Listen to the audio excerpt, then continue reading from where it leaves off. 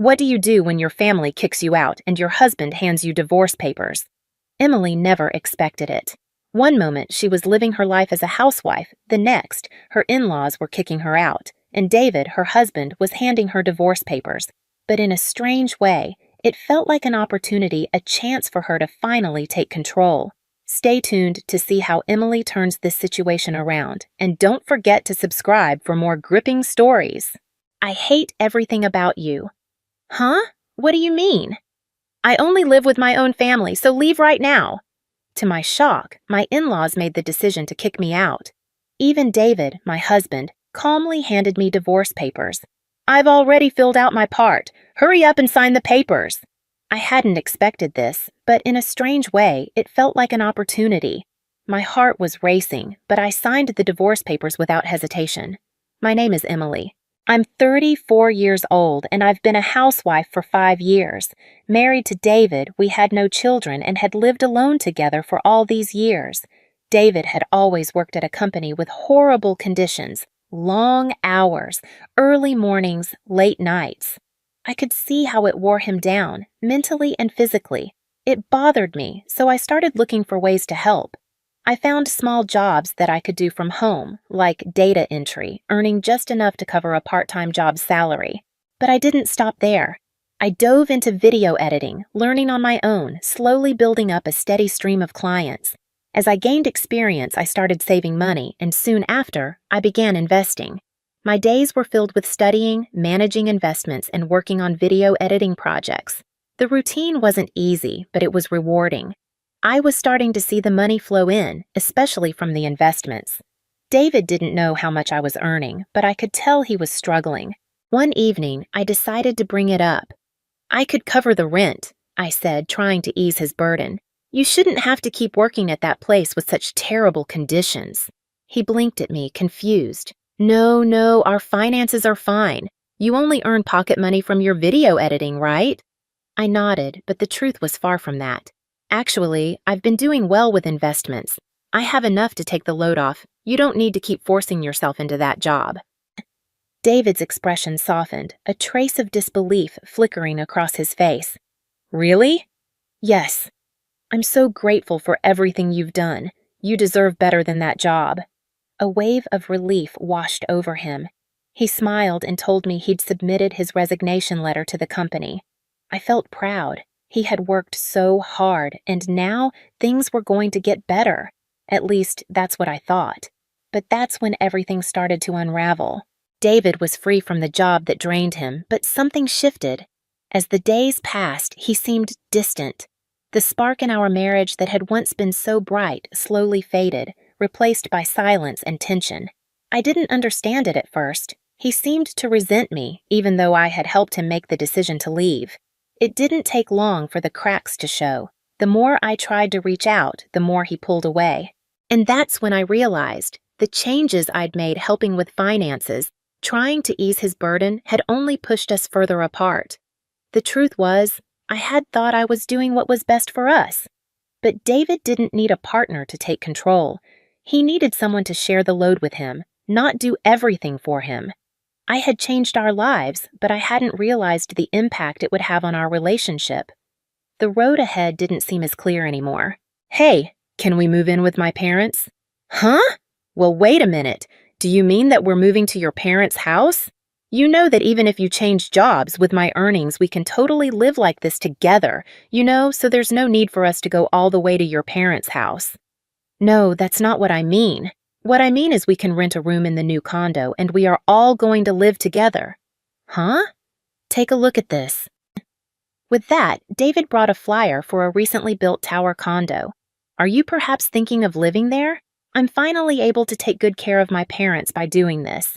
No, now wait a minute. The rent is $5,000. That's too expensive. But you're earning money through investments, right? You can afford it easily. But, it was certainly not impossible, but it's not like I was dying to live life like a rich person, and I wanted to save up for our child in the future if I ever had one. Besides, I didn't expect to live with my parents-in-law, and it will only be normal for David to use the money he earned to take care of his own parents. I was a bit disappointed because I felt like he was using me for his own convenience. Do we really have to live with your parents-in-law? What? You don't want to? Well, they were still in good health, right? Even George has a couple of years left before he retires. I've been working so hard at the terrible company that I haven't been able to give much attention to them. Please, please help out for me. David had asked me to do so, and I reluctantly agreed, but as I had expected, this would turn out to be the biggest, baddest choice of my life. Wow, what an amazing place! The scenery is amazing and beautiful. I'm glad that you both are happy about this place. My parents, even though, are overjoyed with their new life in the tower condo. They were very excited the whole day when they first moved in. I am so proud of you, David. You must be making so much money to be able to afford such a luxurious lifestyle. Yeah, I was right beside my husband and poked him with my elbow. David awkwardly told them about the rent, for this room is not paid from his earnings. Hearing that, both in-laws had the huh face.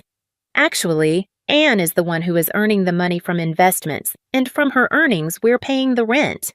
What? So it's not from your earnings, David? Oh, it's Emily's earnings? My in-laws were shocked when they heard the truth. But I was relieved David told them now rather than later, instead of letting them find out through lies. At first, they were apologetic, especially to me, and I felt like I was making them uncomfortable too. I couldn't help but feel a bit guilty for that. So I told David to reassure them not to worry too much. I had originally started this to help him out with the struggles he was facing at work. I thought it would be good for my in-laws to live more freely, which would, in turn, make David happy too. But my in-laws weren't satisfied with that. After David talked to them, they grew bolder and more demanding. I actually like my pasta softer, and don't forget the beer. Oh, and I need mayonnaise too. I want this brand bag. Can you buy it for me, Emily? And a golf club too.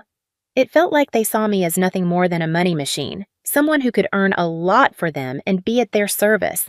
I wasn't about to let that happen. Well, I said, keeping my tone firm, I'll do my best with housework, but I can't do everything.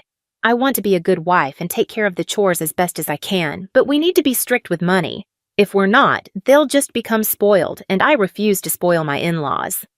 I stuck to my decision, but my in-laws weren't pleased. They grew grumpy with me and started complaining to David about how unreasonable I was.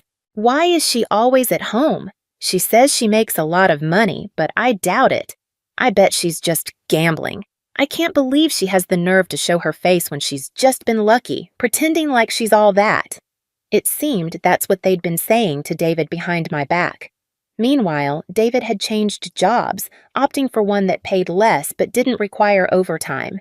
He no longer had to pay for rent or living expenses, so he could spend his entire salary freely. His clothes became more extravagant tailor-made suits, brand shoes, designer bags. David, who had always loved fashion, was thrilled to be able to indulge himself. Since David was living so freely, my parents-in-law began to complain to him about why they couldn't live the same way or afford the luxury items he was buying.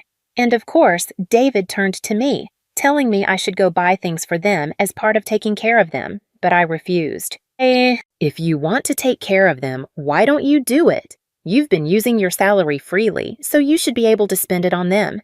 It's a good chance to show how much you care. David frowned at my response. He didn't argue because what I said was true, but if we started buying all sorts of things for his parents, he wouldn't be able to afford his own luxuries anymore. So, he asked me to take care of them. But since I refused, David started to become more and more harsh with me. You've been sitting in front of the computer all the time. You're done as a woman if you don't even wear makeup anymore. You think it doesn't matter since you're at home all the time, but if you keep dressing like this, we won't match anymore. Wait a minute, I retorted. What do you mean we won't match? We're always at home, so what does matching even matter? That's how women like you get uglier and uglier. You should always strive to be beautiful. David began to insult me every chance he got, and my in-laws? They noticed and joined in. Why can't you cook better? You may be able to make money, but you're no good as a wife. If you can't handle the chores, then at least do your job as a wife properly.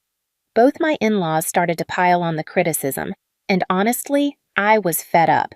So, I started to speak up for myself. But it is thanks to me and my earnings that you're all able to live like this now. I think that is the most important thing. I mean, Linda, you're physically healthy and also not working, but you don't do any housework, right? And George, you quit your job, right? What would happen to you if I'm gone? I'm not asking you to respect me or anything, but I don't deserve to be complained to like this. When I said this, my in-laws were shaking, with their faces turning red and unable to say anything. What I said was completely right. After that, my in-laws started talking behind my back to David whenever I wasn't around. Their voices were loud enough for me to overhear, especially when they gathered in the living room. Who does she think she is? That woman. She makes fun of us all the time, and it really pisses me off. Even the other day, she was saying things to us like she was mocking us. She's changed. She got cocky just because she made money from gambling. I mean, if she can make that much money, then we should be able to make a lot too if we study a little and start trading FX, right? Yeah, exactly. She did it, so we can do it too. We should start now. I couldn't believe my ears. Investing and gambling are two entirely different things. It's not something that can be learned in a day or by just studying a little bit. George and David, who both worked in companies, should have known better. From that point on, both my in-laws and my husband became extremely competitive with me. Even during breakfast, they'd say, "I need to check the stock prices. I have to check it before anyone else does." And then they'd pull out their laptops right on the dining table to start checking. I began to feel like an outsider in my own family. If they were going to hustle against me like this, I didn't belong there. But amidst all of this, I was about to uncover an unexpected, shocking truth. It happened one day when I took a break and went out with a friend. I had heard there was an event for my favorite anime, so I decided to get away from work for a while. As I was walking down the street, I happened to spot my husband in front of a brand store. He had just come out carrying another branded item. Again. He should have been investing the money, not buying luxury goods.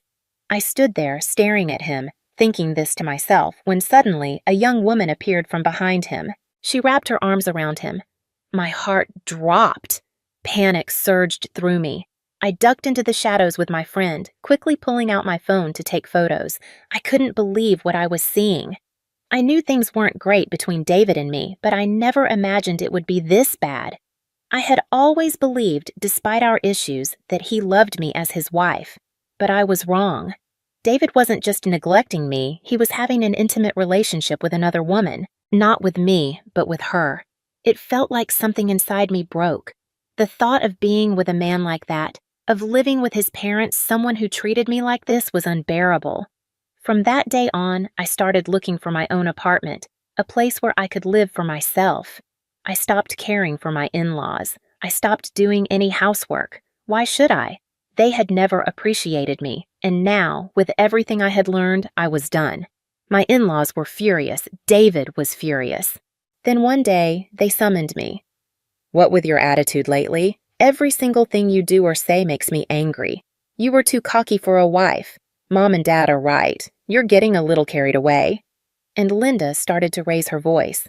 "I hate everything about you." "Huh? What do you mean? I only live with my own family, so leave right now." To my surprise, my in-laws decided to kick me out. My husband, David, had even politely prepared divorce papers for me to sign. "I've already filled out my part. Hurry up and sign the papers." It was something I didn't wish for, but it was an opportunity for me. I signed the divorce papers as soon as I received them. "Well done. Just get up quickly, okay?" I said as I began to pack my bags. "Now this house will finally be ours. Now she's out of the way, let's have some expensive dinner to celebrate." The in-laws started to talk in a loud voice again so that I could hear them. I packed my bags without a care in the world. For now, I will take only what I need. I'll call the conductor to pick up the rest of my belongings on another day.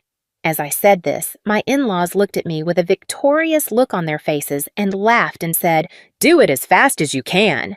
It's very strange how people can be so smug when you think about it calmly. It's them who would be the one losing. I'm thinking, I guess they're just stupid.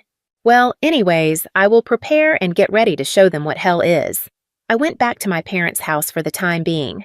Then, I went with the conductor to the tower condo and had the rest of my stuff hauled away. So now this room is completely ours, David says with a huge grin on his face. I said, "Oh, by the way, we haven't finished talking about divorce yet." And I put the evidence of David's affair in front of him that I had received from the detective agency. Oh, David was completely mortified by the photographic evidence of his own affair. "We will get a divorce, but after I get the proper alimony for what you've done."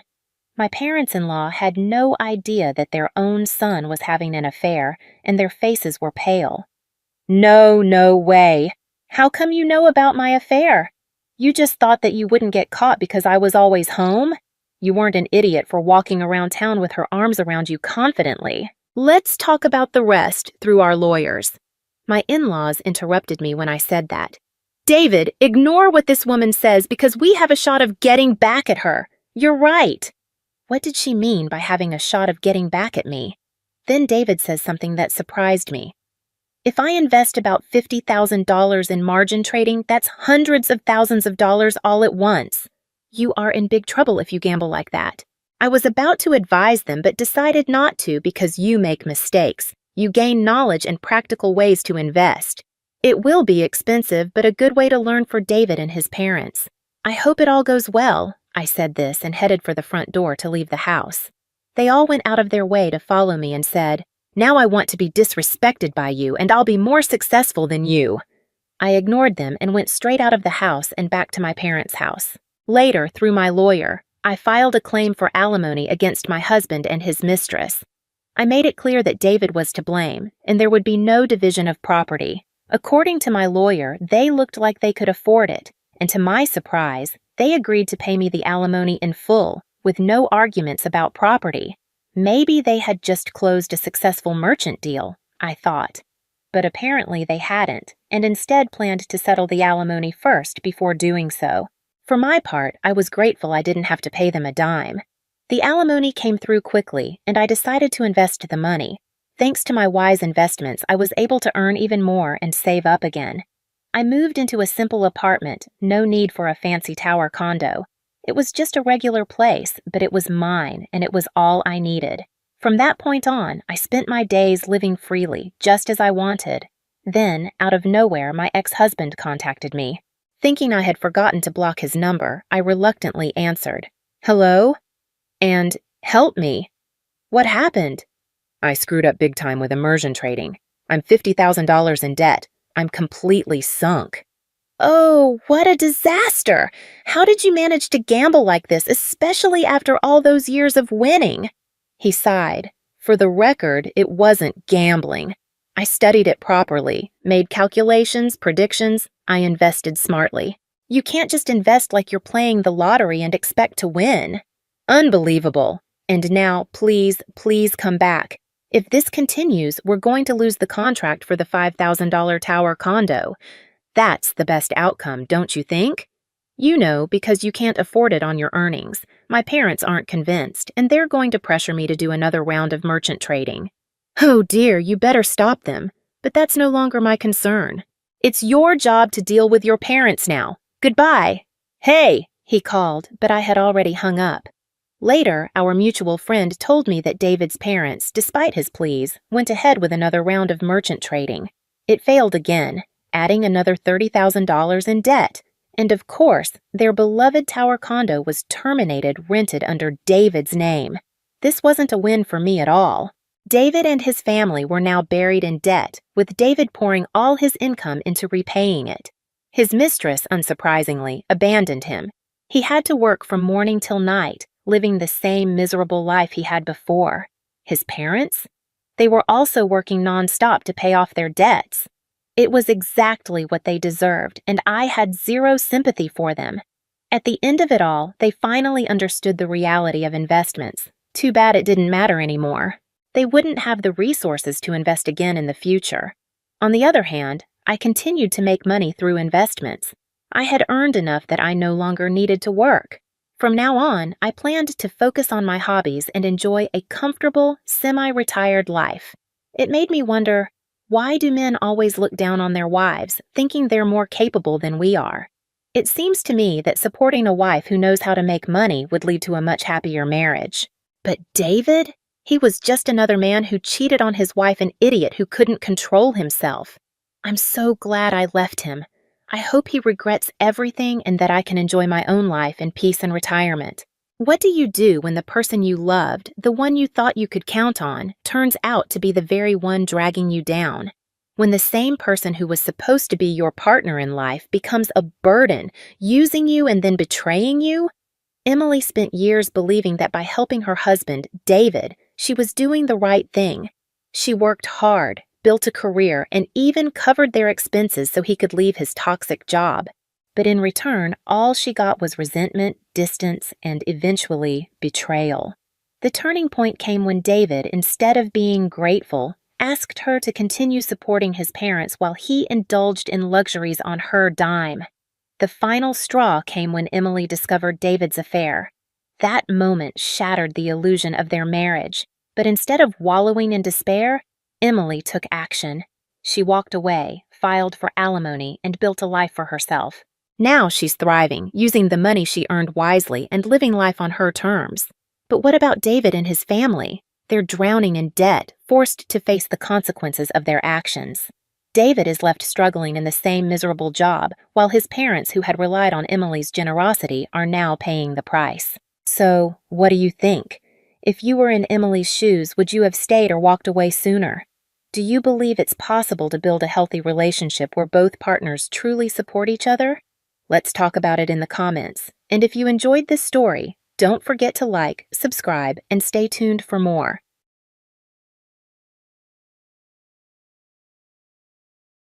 $3,500 for electricity?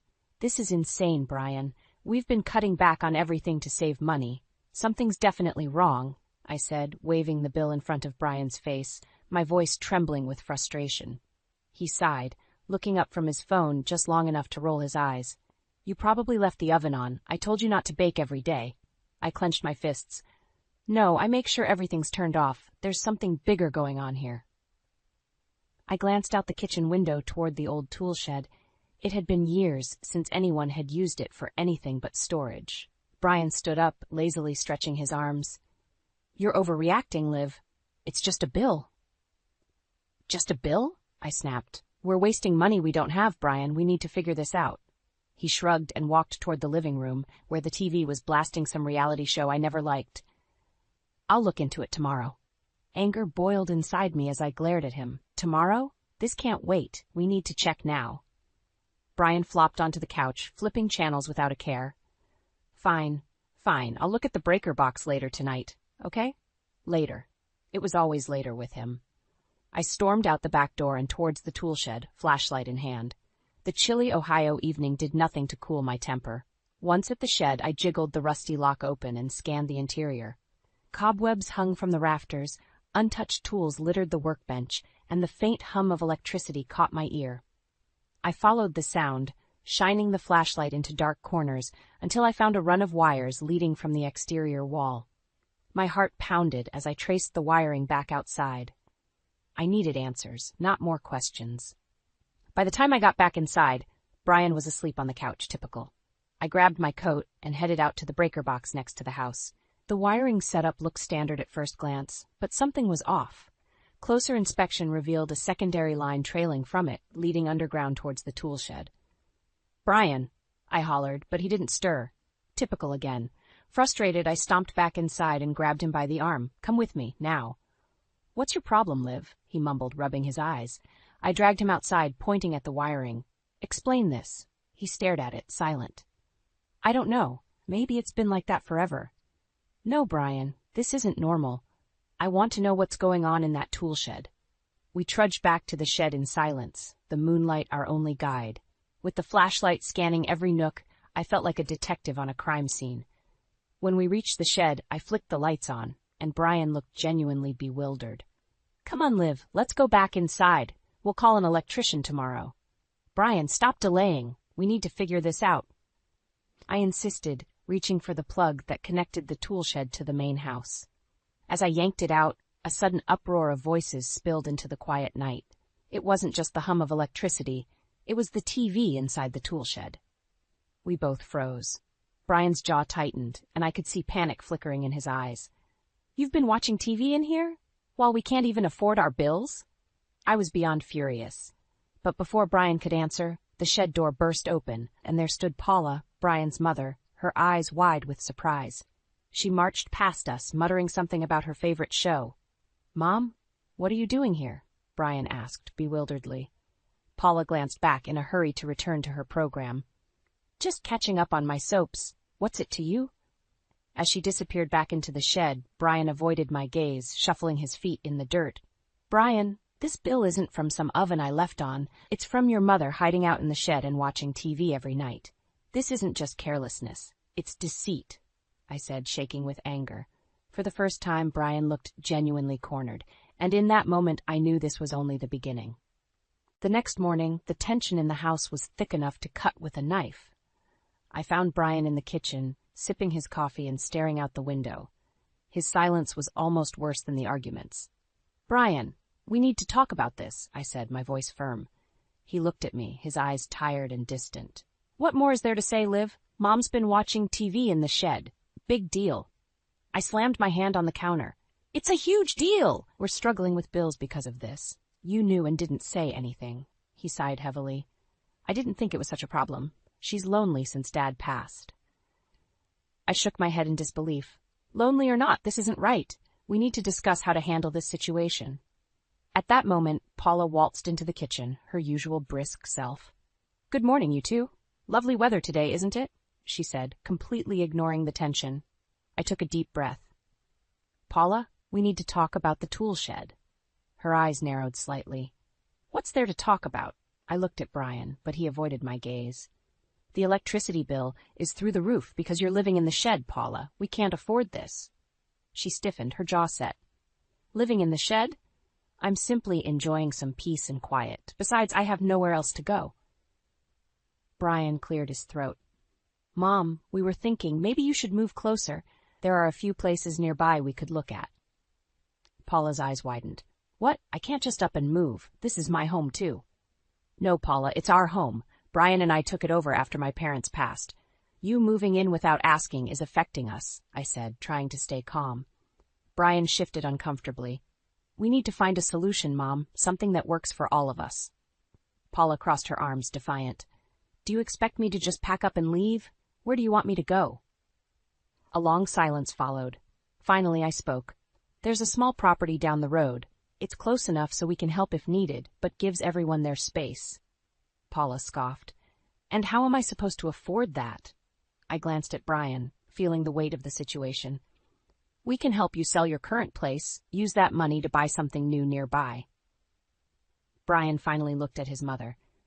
"It's the best solution, Mom. You'll have your own place, and Olivia and I can sort out our finances." The room fell silent again. Paula's face flushed with anger, but she didn't argue further. She turned abruptly and left the room, muttering under her breath. Brian and I stood there, the silence heavy between us.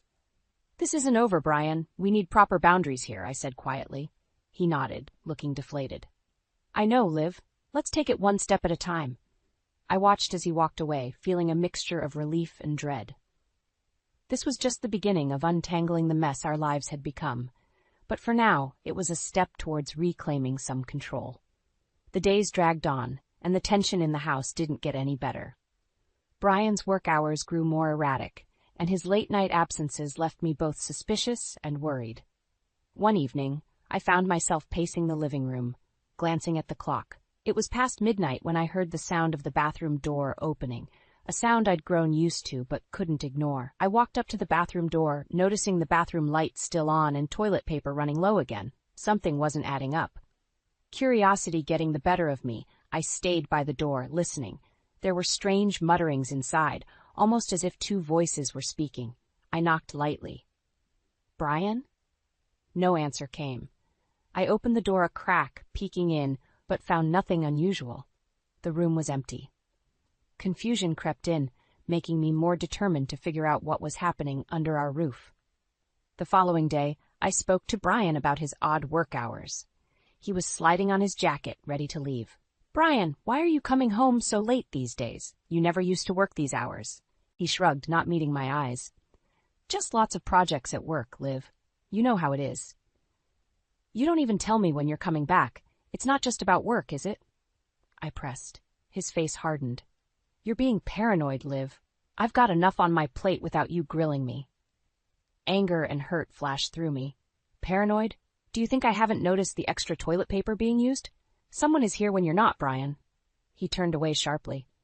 You're imagining things. Let's just drop it, okay? Later that night, I waited again, catching the same mysterious use of the bathroom. Determined to get to the bottom of it, I stayed up, pretending to sleep. At 2 a.m. I heard it, the distant, muffled sounds of conversation. Slowly, I crept out of bed and followed the noise towards the tool shed. Outside, a small glow of light peeked through the shed window. I approached quietly, peering in. There was Brian, not working, but lounging with his mother, Paula, both engrossed in a late-night TV show. My heart sank as the pieces started to fit together. The next morning, I confronted Paula as she was making breakfast. Paula, we need to talk about what's going on in the tool shed at night. She looked at me, feigning innocence. What do you mean, dear? You and Brian. You spend late nights in there watching TV while he's supposed to be working. Our bills are soaring because of it, I said, my voice shaking with anger. Paula's eyes flashed with defiance. So what if we watch TV together? Brian needs a break from you constantly nagging him. Taken aback, I narrowed my eyes. This isn't just about TV, Paula. It's about you two lying and sneaking around. She smirked, leaning closer. Maybe if you weren't so uptight, Olivia, Brian wouldn't need an escape. I stood my ground, feeling the fire ignite within me. This stops now. No more using the tool shed. No more secrets. We can't keep doing this. Paula's expression changed, turning cold. We'll see about that, she said quietly, but it was enough to know this fight was far from over. The reality of Brian's betrayal and Paula's influence bore down on me. I wasn't paranoid. I was in the middle of a deceitful game, and now I was determined to take control. The next morning, I sat at the kitchen table with the dreaded electricity bill in front of me. My hands shook as I dialed the number for the power company. After a few minutes of back and forth, I managed to schedule an inspection for the following day. When the inspector arrived, he was a middle-aged man with a kind face. Ma'am, I'm here to check on the high electricity usage you've reported, he said, tipping his hat. Thank you for coming. I really appreciate it. I have no idea what's causing this, I replied, showing him the way to the tool shed. The inspector took out his tools and began examining the outside wall. After a few minutes, he frowned. There's definitely something odd here. This wiring looks like it's been tampered with. My heart pounded. What do you mean? He pointed to a section of the wall where wires ran towards the tool shed. These wires aren't standard. It looks like something's drawing a lot of power from your main supply. I watched as he continued his inspection, shining a flashlight into the dimly lit interior of the shed. There's definitely some unusual activity here, he confirmed. I felt a surge of anger and frustration. Can you help me disconnect it? Of course, ma'am, I'll get this taken care of right away, he responded, rolling up his sleeves. Within an hour, the unauthorized wiring was removed, and the shed fell silent, finally disconnected from our power. I thanked the inspector, who reassured me that the situation would be rectified in our next bill cycle. That evening, Brian came home looking annoyed. Why's the shed dark, Liv? He asked, tossing his keys on the counter. I crossed my arms, staring him down. Because I had the power disconnected. The inspector found suspicious wiring. His eyes flashed with anger. You did what? You had no right. No right? We're drowning in bills, Brian. That shed was draining our finances. I shot back. Before he could respond, Paula appeared in the doorway, her face a thundercloud. What's this about the shed losing power? My TV's not working. I took a deep breath, preparing for the storm. The inspector found unauthorized wiring. We can't afford this, Paula. It stops now. Paula's face turned red with fury.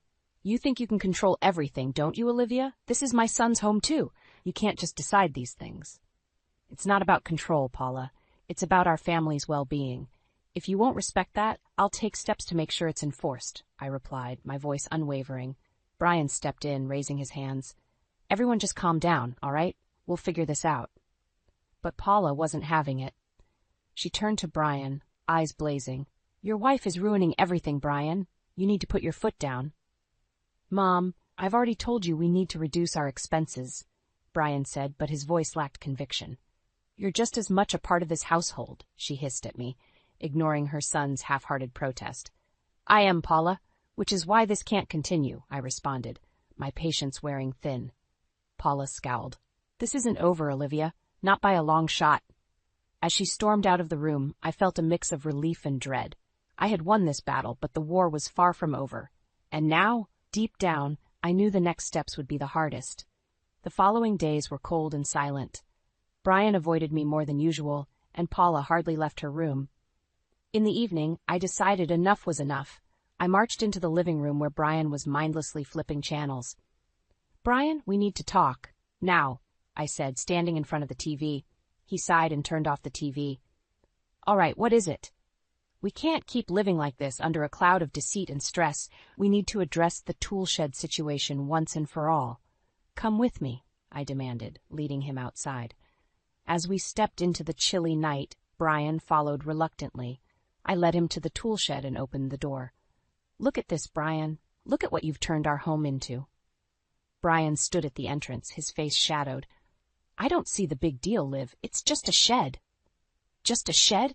This just a shed has cost us thousands of dollars and driven a wedge between us. I barked, barely containing my frustration. Suddenly, I heard the sound of footsteps rushing toward us. Paula, her face twisted in anger, appeared in the doorway. What are you two doing here? Without waiting for Brian to answer, I turned to her. Paula, we've had enough of this secrecy. I know you're using the shed every night. You need to explain yourself. Paula's eyes blazed. You think you're so righteous, Olivia. You don't know the half of it. Brian stepped back, looking trapped between us. Mom, just tell her the truth. Paula sneered. Fine. I've been staying in the shed because Brian promised me I could. He knew how much I missed my own space after your father's death, Olivia. I turned to Brian, my voice ice cold. Is this true, Brian? You knew about this from the start? He hesitated before nodding. I didn't think it'd become such an issue. I felt a surge of betrayal. We've been drowning in bills while you two play house out here. This isn't just about space, Paula. It's about respect, decency, and honesty. Paula took a step closer, her voice low and menacing. Don't preach to me about honesty, Olivia. You've always tried to control everything, making Brian's life a living hell. I'm the one who keeps him sane. My anger flared. Sane? Lies and deceit are what you consider sanity? Without warning, Paula grabbed the unplugged power cord and shoved it toward me. You want honesty? How about you admit you've been driving a wedge between my son and me ever since we moved in? Brian finally spoke, his voice broken. Mom, that's enough. Olivia's right. We need to stop this. What's been happening isn't fair to anyone. Paula looked horrified, as if she couldn't believe her son was siding against her. How dare you, Brian? After everything I've sacrificed for you? Without even looking back, I turned and walked out of the shed. Their voices faded as my feet hit the gravel pathway back to the house. I stormed inside and collapsed on the couch, trembling with the weight of everything. Minutes later, Brian entered, his face pale. Liv, I'm sorry. I looked up at him, my eyes cold. Sorry isn't enough, Brian. This has gone on too long. I need you to make a choice. Either we fix this mess together, or I fix it alone. He swallowed hard, the decision heavy in the air. We'll fix it together, he finally said, but trust wouldn't be easily rebuilt. That night, while the house finally fell silent, I knew this was more than just a strained marriage. It was a battle for control, honesty, and survival, and I wasn't done fighting yet. The house was eerily quiet the next morning. Paula had retreated to her room, and Brian sat at the kitchen table, staring blankly at his coffee. I knew it was time to take matters into my own hands.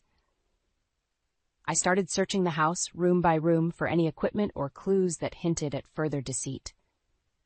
It wasn't long before I found a small, hidden camera tucked behind a picture frame in the living room.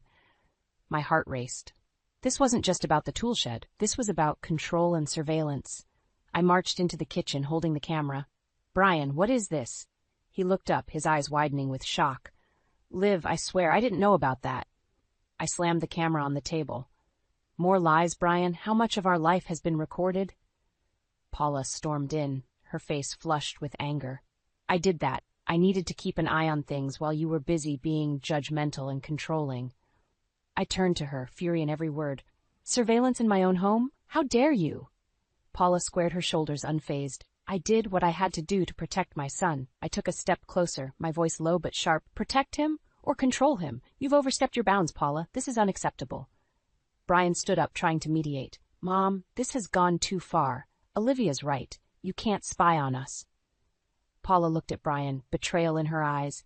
After everything, you're turning against me? Brian's voice wavered. Mom, stop. This isn't helping anyone. We need to stop the lies and deception. It's tearing everything apart. Paula's eyes narrowed. You think you're better off without me? Do you really believe this woman cares about you? I took a deep breath, trying to stay calm. Brian is my husband, Paula. I care about him more than you know. But this isn't about care anymore. It's about trust, which you've destroyed. The room was thick with tension. Brian took a shaky breath. Mom, you should go. We need some space to fix things. Paula's face turned crimson.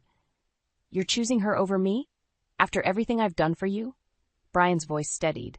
I'm choosing to save my marriage, Mom. You need to leave. Paula's eyes blazed with hatred as she looked at me. This isn't over, Olivia. You will regret this. As she stormed out of the house, Brian collapsed into a chair, his hands trembling. Liv, I'm so sorry. I never wanted it to come to this. I sat across from him, feeling a mixture of relief and sorrow. Brian, we need to rebuild our trust. I can't keep living like this, doubting everything. He nodded, looking defeated. I know, I'll do whatever it takes to make things right. That night, I combed through the house, removing every bit of surveillance equipment I could find. Each hidden camera and microphone felt like another betrayal peeled away. Though the storm had cleared some of the air, the damage was deep. Brian and I sat in the living room later, the silence now heavy with the weight of the truth. Thank you for standing up to her, Brian, I said quietly. He looked at me, eyes filled with remorse. I should have done it sooner, Liv. I'm sorry for everything. The days ahead would be hard, filled with the struggle to rebuild what had been broken. But for now, the house was ours again, without the shadow of deceit looming over us. We had a long way to go, but the first step had been taken. Together, we would face whatever came next. A week later, Paula stood on our porch, eyes red from crying. It was strange seeing her so vulnerable. May I come in? She asked, her voice shaky. I hesitated but nodded. Fine, but this has to be a constructive conversation, Paula. We sat at the kitchen table, the same table where countless arguments had erupted. Brian joined us, his face tense. Paula took a deep breath. I've been thinking a lot, and I realized that I overstepped. I didn't mean to cause all this pain. I just didn't want to feel alone. Brian reached out, touching his mother's hand. Mom, we understand that, but spying on us and sneaking around wasn't the way to handle it. Paula's eyes filled with tears. I know. I'm sorry, Olivia. I shouldn't have tried to come between you two. Can you forgive me? I took a moment, letting the weight of her words sink in. Paula, it's going to take time. Trust isn't something you rebuild overnight, but if you really mean it, we can try. She nodded, wiping her tears. I mean it. I want things to be better. I want to be part of your lives, in a healthy way. I stood up, feeling the need to take control of the situation. All right, let's start fresh, but there are conditions. First, no more staying in the tool shed. Paula quickly nodded. Agreed. And secondly, I continued, if you need somewhere to stay until you sell your place and find something nearby, you can stay with us. But we need clear boundaries. Brian looked relieved. That sounds fair, Mom. We need to set things right. Paula smiled faintly, grappling with the emotions that had built up over months. Thank you, both of you. Days turned into weeks, and the house felt more like a home. Paula was staying in the guest room temporarily, and our communication had improved, but the scars of betrayal were still healing. One evening, as we were having dinner, Paula spoke up. I've found a small place not too far from here. It's perfect for me. I'll be moving in next week. Brian and I looked at each other, a weight lifting from our shoulders. That's great news, Mom, Brian said, his voice filled with genuine relief. Paula nodded, looking more at peace than I had ever seen her. I hope this helps us move forward. I want to be a positive part of your lives. Later that night, Brian and I sat on the porch, watching the stars. Liv, thank you for giving her another chance, he said quietly. I leaned against him. It's not just about her, Brian. It's about us, too. We need to be strong together. He hugged me tightly. We will be. From now on, things will be different. The process of healing wasn't easy. There were still moments of distrust and lingering resentments, but we were making progress. We talked more openly, shared our worries, and sought to understand each other's perspectives. As the weeks went by, Paula's new place became a sanctuary for her, and our home slowly regained its sense of safety and love. The drama that had overshadowed us so long began to fade, replaced by a newfound respect and understanding. Paula was still part of our lives, but with boundaries that respected everyone's space and needs. The house was filled with laughter and joy again, and we finally felt like a family on the mend, ready to face whatever came our way. In the end, we realized that forgiveness and trust weren't just handouts. They were earned through consistent actions and genuine intentions. And we were all committed to making things right, slowly but surely. Paula's moving day arrived quicker than expected. I watched from the porch as the movers packed the last of her belongings into the truck. It was a strange mix of relief and trepidation. Paula walked over, looking both hopeful and nervous. "Thank you for everything, Olivia. I mean it." I nodded. "It's a fresh start for all of us, Paula. Let's make the most of it." She hugged Brian tightly and then turned to me, offering a tentative embrace. I accepted it, feeling the tentative warmth. As the truck pulled away, I turned to Brian. "We need to change the locks and secure the house properly." He sighed but nodded in agreement. "You're right. We need to make sure this never happens again." That weekend, I called a locksmith and replaced all the locks, then moved Brian's belongings into a rental storage unit. He stood by, watching as I packed his things. "Liv, do we really need to do this?" he asked, pain in his eyes. I paused, looking at him. "Brian, we need to separate for a while. We've both been through so much, we need time to heal." He swallowed hard, finally nodding.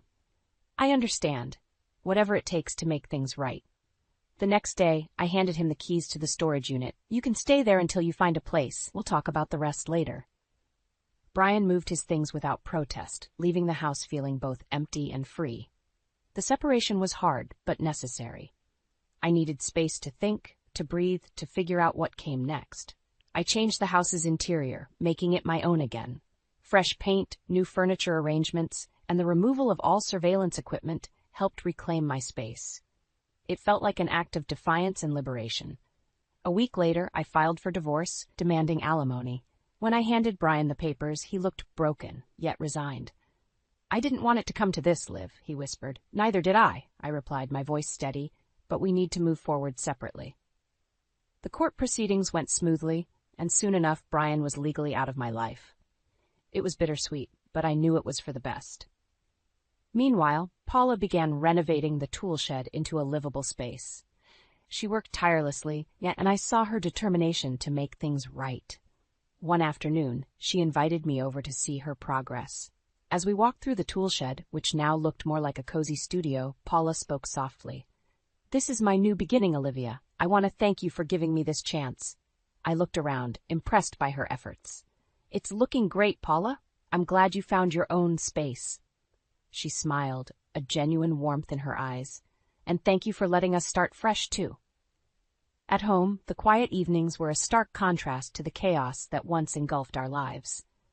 Paula and I gradually built a newfound bond, grounded in mutual respect and understanding.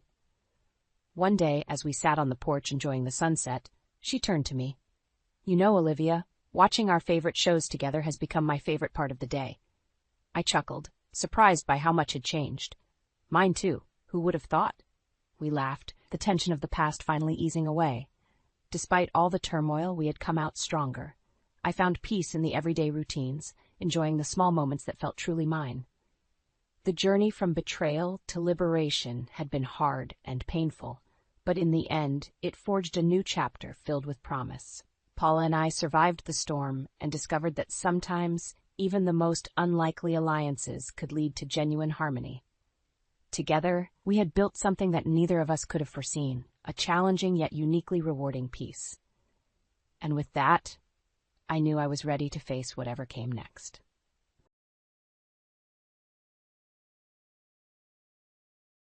"Ellie, if you can't keep it together, maybe you shouldn't come home at all." The words echoed in my mind as I sat at my desk, staring blankly at the computer screen. The phone call from Officer Daniels still reverberated through my head, dulling my senses. "I'm so sorry, Mrs. Parker, but there's been an accident. Your parents, they didn't survive." I hung up, choking on my tears. My parents, on their way to the Grand Canyon for their annual road trip, gone in an instant. I fumbled for my phone, dialing my husband, Mike. "Mike, I need you. My parents." My voice cracked. "Ellie, I'm in the middle of a meeting. Can't this wait?" Mike's irritation pierced through the line. "They're dead, Mike. My parents are dead," I sobbed, clutching the phone like a lifeline. Silence. Then, with a sigh, "Ellie, if you can't keep it together, maybe you shouldn't come home at all." He hung up. Stunned, I dropped the phone. The hum of the office felt distant as I rushed out, barely noticing my colleagues' concerned glances. The drive home was a blur. When I arrived, Mike was already there, standing in the kitchen. "Ellie, you're blowing this out of proportion," he said, barely looking up. "My parents just died," I shouted. "How can you be so cold?" "Look, it's not my fault. You need to handle this better." He snapped back, turning away to avoid my gaze. I retreated to our bedroom, tears streaming down my face. Memories of my parents flooded in. Thanksgivings, road trips, their laughter. Everything was shattered. I felt alone, misunderstood, even in my own home. Later that night, after putting our daughter Lizzie to bed, I approached Mike again. "We need to talk about the funeral. I have a big project due. I might not make it," he said flatly, tapping on his laptop. "Can't you see what I'm going through?" My voice trembled, anger mixing with grief. "Ellie, I'm tired. We'll talk tomorrow." And with that, he walked out, leaving me alone with my pain. Sleep was impossible. Every time I closed my eyes, I saw their faces, heard their voices. By morning, I was numb. I typed out the obituary, made funeral arrangements, all while Lizzie asked why Grandma and Grandpa weren't coming back. I couldn't find the words to explain. Days passed, blending into a haze. The neighborhood sympathy offered little comfort. Everyone's questions, their pitying looks, made it worse, and Mike's indifference was a knife twisting deeper into my heart. The day of the funeral, I dressed Lizzie in her best dress. "Why isn't Daddy coming?" she asked quietly. "He has work, sweetheart," I managed to say, trying to keep my voice steady for her sake. At the funeral, standing beside the caskets, I felt utterly hollow. Friends and family offered condolences, but I barely registered their presence. Cheryl, Mike's mother, approached me with a look of forced sympathy. "Such a tragedy," she said, her voice dripping with insincerity. "Have you thought about the inheritance? It might help with expenses." I stared at her, disbelief blending with fury. "My parents just died. How can you talk about money?" "I'm just being practical, dear. Someone has to be," she replied, patting my shoulder in a mock display of comfort. Her words left me even more broken. Cheryl never cared about anyone but herself and her son. That night, I sat in the dark, my resolve hardening. My parents deserved justice, and I wouldn't let Mike's apathy or his mother's greed tarnish their memory. It was time to face the harsh reality of my life and take control. As the moonlight filtered through the window, I made a silent vow. Things would change. I would not let their deaths be in vain, and I would not remain trapped in this loveless, uncaring marriage any longer. The days leading up to the funeral were a blur of paperwork and phone calls. I spent every moment arranging services, choosing flowers, coordinating with the funeral home. Mike remained distant, claiming work obligations kept him busy. The weight of his indifference crushed me. One evening, I caught him slinking into the house late. "Where were you?" I demanded. "Work. Had to stay late," he replied, avoiding eye contact. "Late again? Every night this week, Mike?" My voice cracked with frustration. "Ellie, I told you, it's a big project," he snapped. He brushed past me and headed to our bedroom, closing the door behind him. I stood there, feeling more alone than ever. The night before the funeral, Cheryl showed up unannounced. She breezed into the living room, her perfume overwhelming. "Ellie, how are you holding up?" she asked, her tone insincere. "Doing what I can," I replied, keeping my eyes on the carpet. Cheryl's gaze shifted to the closed bedroom door. "Where's Mike?" "Still working," I said through gritted teeth. "That man works too much," she tutted, then turned her attention back to me. "So have you decided what's happening with their estate?" I clenched my fists. "Cheryl, it's not the time." "Don't be so emotional, Ellie. This is about practicality," she said, her voice cool. My parents are gone, Cheryl. I can't think about money right now, I replied, barely holding back tears. Well, you need to. Mike and Lizzie need security, she continued, as if she wasn't intruding on my grief. Mike and Lizzie are not my immediate concern, I snapped, standing my ground. She huffed, clearly displeased. Fine, Ellie, but don't take too long. This is important for the family. As soon as she left, I collapsed onto the couch, the weight of everything suffocating me.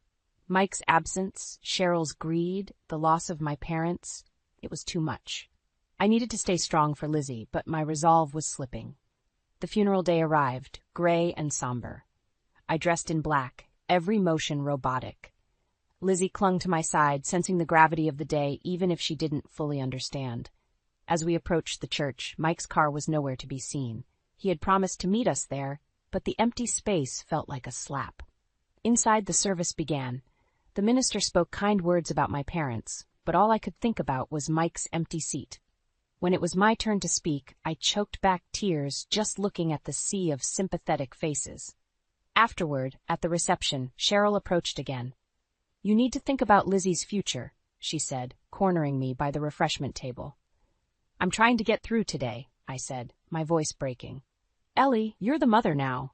You have responsibilities, she lectured, her eyes hard. I'm well aware of my responsibilities, Cheryl, I replied sharply, barely containing my anger. Her face twisted in disapproval. You're making this harder than it needs to be, she muttered before walking away. Standing there, surrounded by people, yet utterly alone, something inside me hardened. Mike's coldness, Cheryl's incessant greed, these weren't just inconveniences. They were part of a larger problem, a toxic burden I didn't need to carry. I looked down at Lizzie, her innocent face looking up at me. For her sake, I knew I had to act. I couldn't rely on Mike or endure Cheryl's manipulation any longer. My parents' death had shattered my world. Now I had to rebuild it, stronger for both of us. It was time to make some changes, and I knew exactly where to start. As days turned into weeks after the funeral, I noticed Mike's absences becoming more frequent and his excuses thinner. Each late-night return chipped away at the fragile remnants of our marriage. One evening, while Lizzie was engrossed in her homework, I cornered him in the kitchen. Where have you been, Mike? I asked, my voice steady. Work, Ellie. I told you, he replied, avoiding eye contact as he rummaged through the fridge. Work? Really? I crossed my arms. You smell like cheap perfume.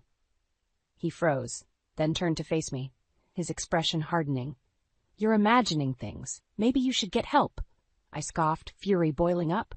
Don't turn this on me. I know something's going on. You're paranoid, he snapped, grabbing a soda and slamming the fridge door shut.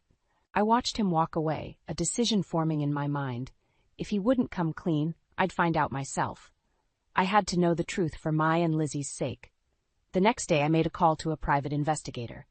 Hello, Mr. Harris. I need to find out what my husband's up to, I explained, feeling a mix of desperation and resolve. Mr. Harris was efficient. Within a week he had gathered enough evidence to fill a small folder. We met in a nondescript cafe, him sliding the folder across the table. You were right to suspect, Mrs. Parker. He's been seeing a woman named Kim Blackwood. She works at a local bar. My heart pounded as I flipped through the photographs. Mike with Kim, laughing, holding hands, even kissing in public. Betrayal stabbed at me, but I forced myself to remain calm. Thank you, Mr. Harris, I said, my voice steady. I'll take it from here. That night, I confronted Mike when he finally showed up. Care to explain these? I tossed the folder onto the couch. His eyes widened as he saw the contents. Ellie, I can explain, he stammered. Explain what? That you've been lying to me? Cheating on me? My voice rose with each word. It's not what it looks like, he muttered, but his voice lacked conviction. Really? Because it looks like you've been with her for months, I shot back, my anger giving me strength. Work's been stressful, Ellie. You've been so distant.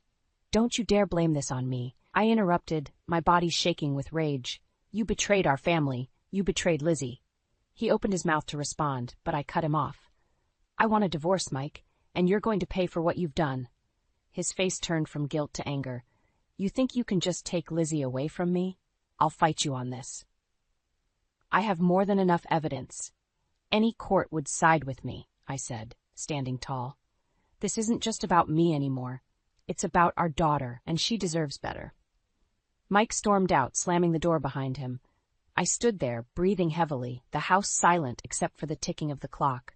Lizzie was asleep upstairs, unaware of the storm that had just erupted. The next morning, I began gathering more evidence, financial records, text messages, anything that would secure my case.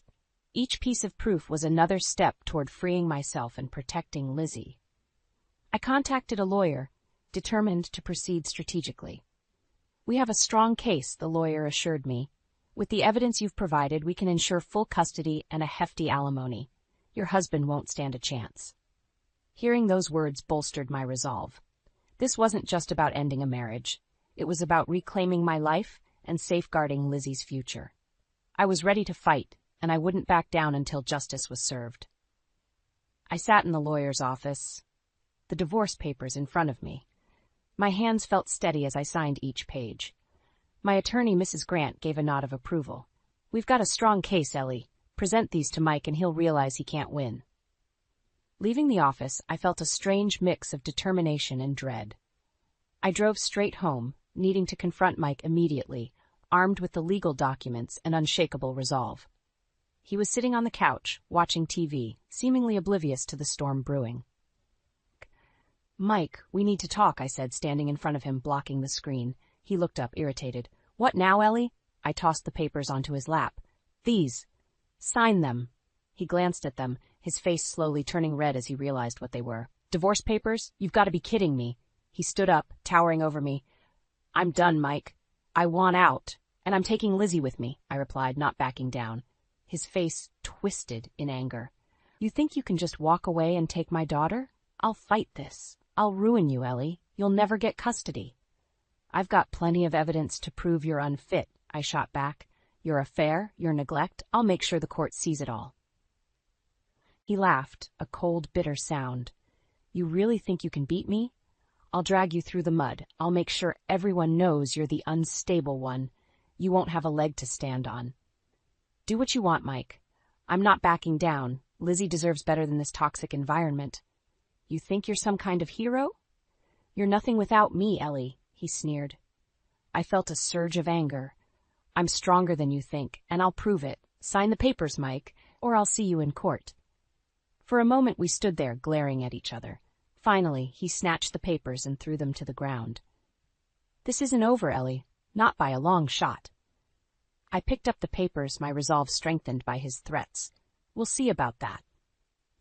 Over the next week, Mike's threats became more intense. He called me at all hours, leaving angry voicemails. He showed up at my job, trying to cause scenes, but my coworkers helped keep him at bay. It was exhausting, but I refused to let him see me falter. One evening, I heard him on the phone with his mother. "She's trying to ruin me, Mom. I need to find a way to take Lizzie away from her." Cheryl's voice came through, sharp and manipulative. "We'll fight this together, Mike. She won't stand a chance against us." I knew they'd stop at nothing to hurt me, to take Lizzie from me.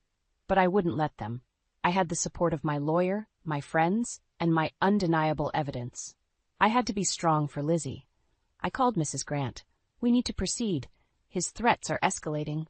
"We'll move quickly," she assured me. "Stay strong, Ellie. We've got this." The next morning, Mike received an official notice to appear in court. His fury was evident as he stormed into the house, waving the papers. "You think you can win this?" "Yes," I replied simply, "because it's the truth." "This is war, Ellie," he spat, throwing the papers at my feet. "So be it," I said, standing firm. For Lizzie, for my parents' memory, and for myself, I would not back down. The battle lines were drawn, and I was ready to fight with everything I had. I sat at a small table in the corner of the cafe, my heart beating fast. I clutched the divorce papers in my hand, waiting for Mike to arrive.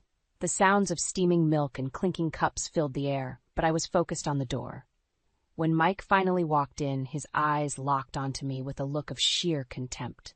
He sat down roughly, not bothering with pleasantries. "What do you want, Ellie?" "I want this over with." "You need to sign these," I said, pushing the papers towards him. He glanced at them, his jaw tightening. "I told you, I'm not signing anything. You think you can just waltz in here and dictate everything?"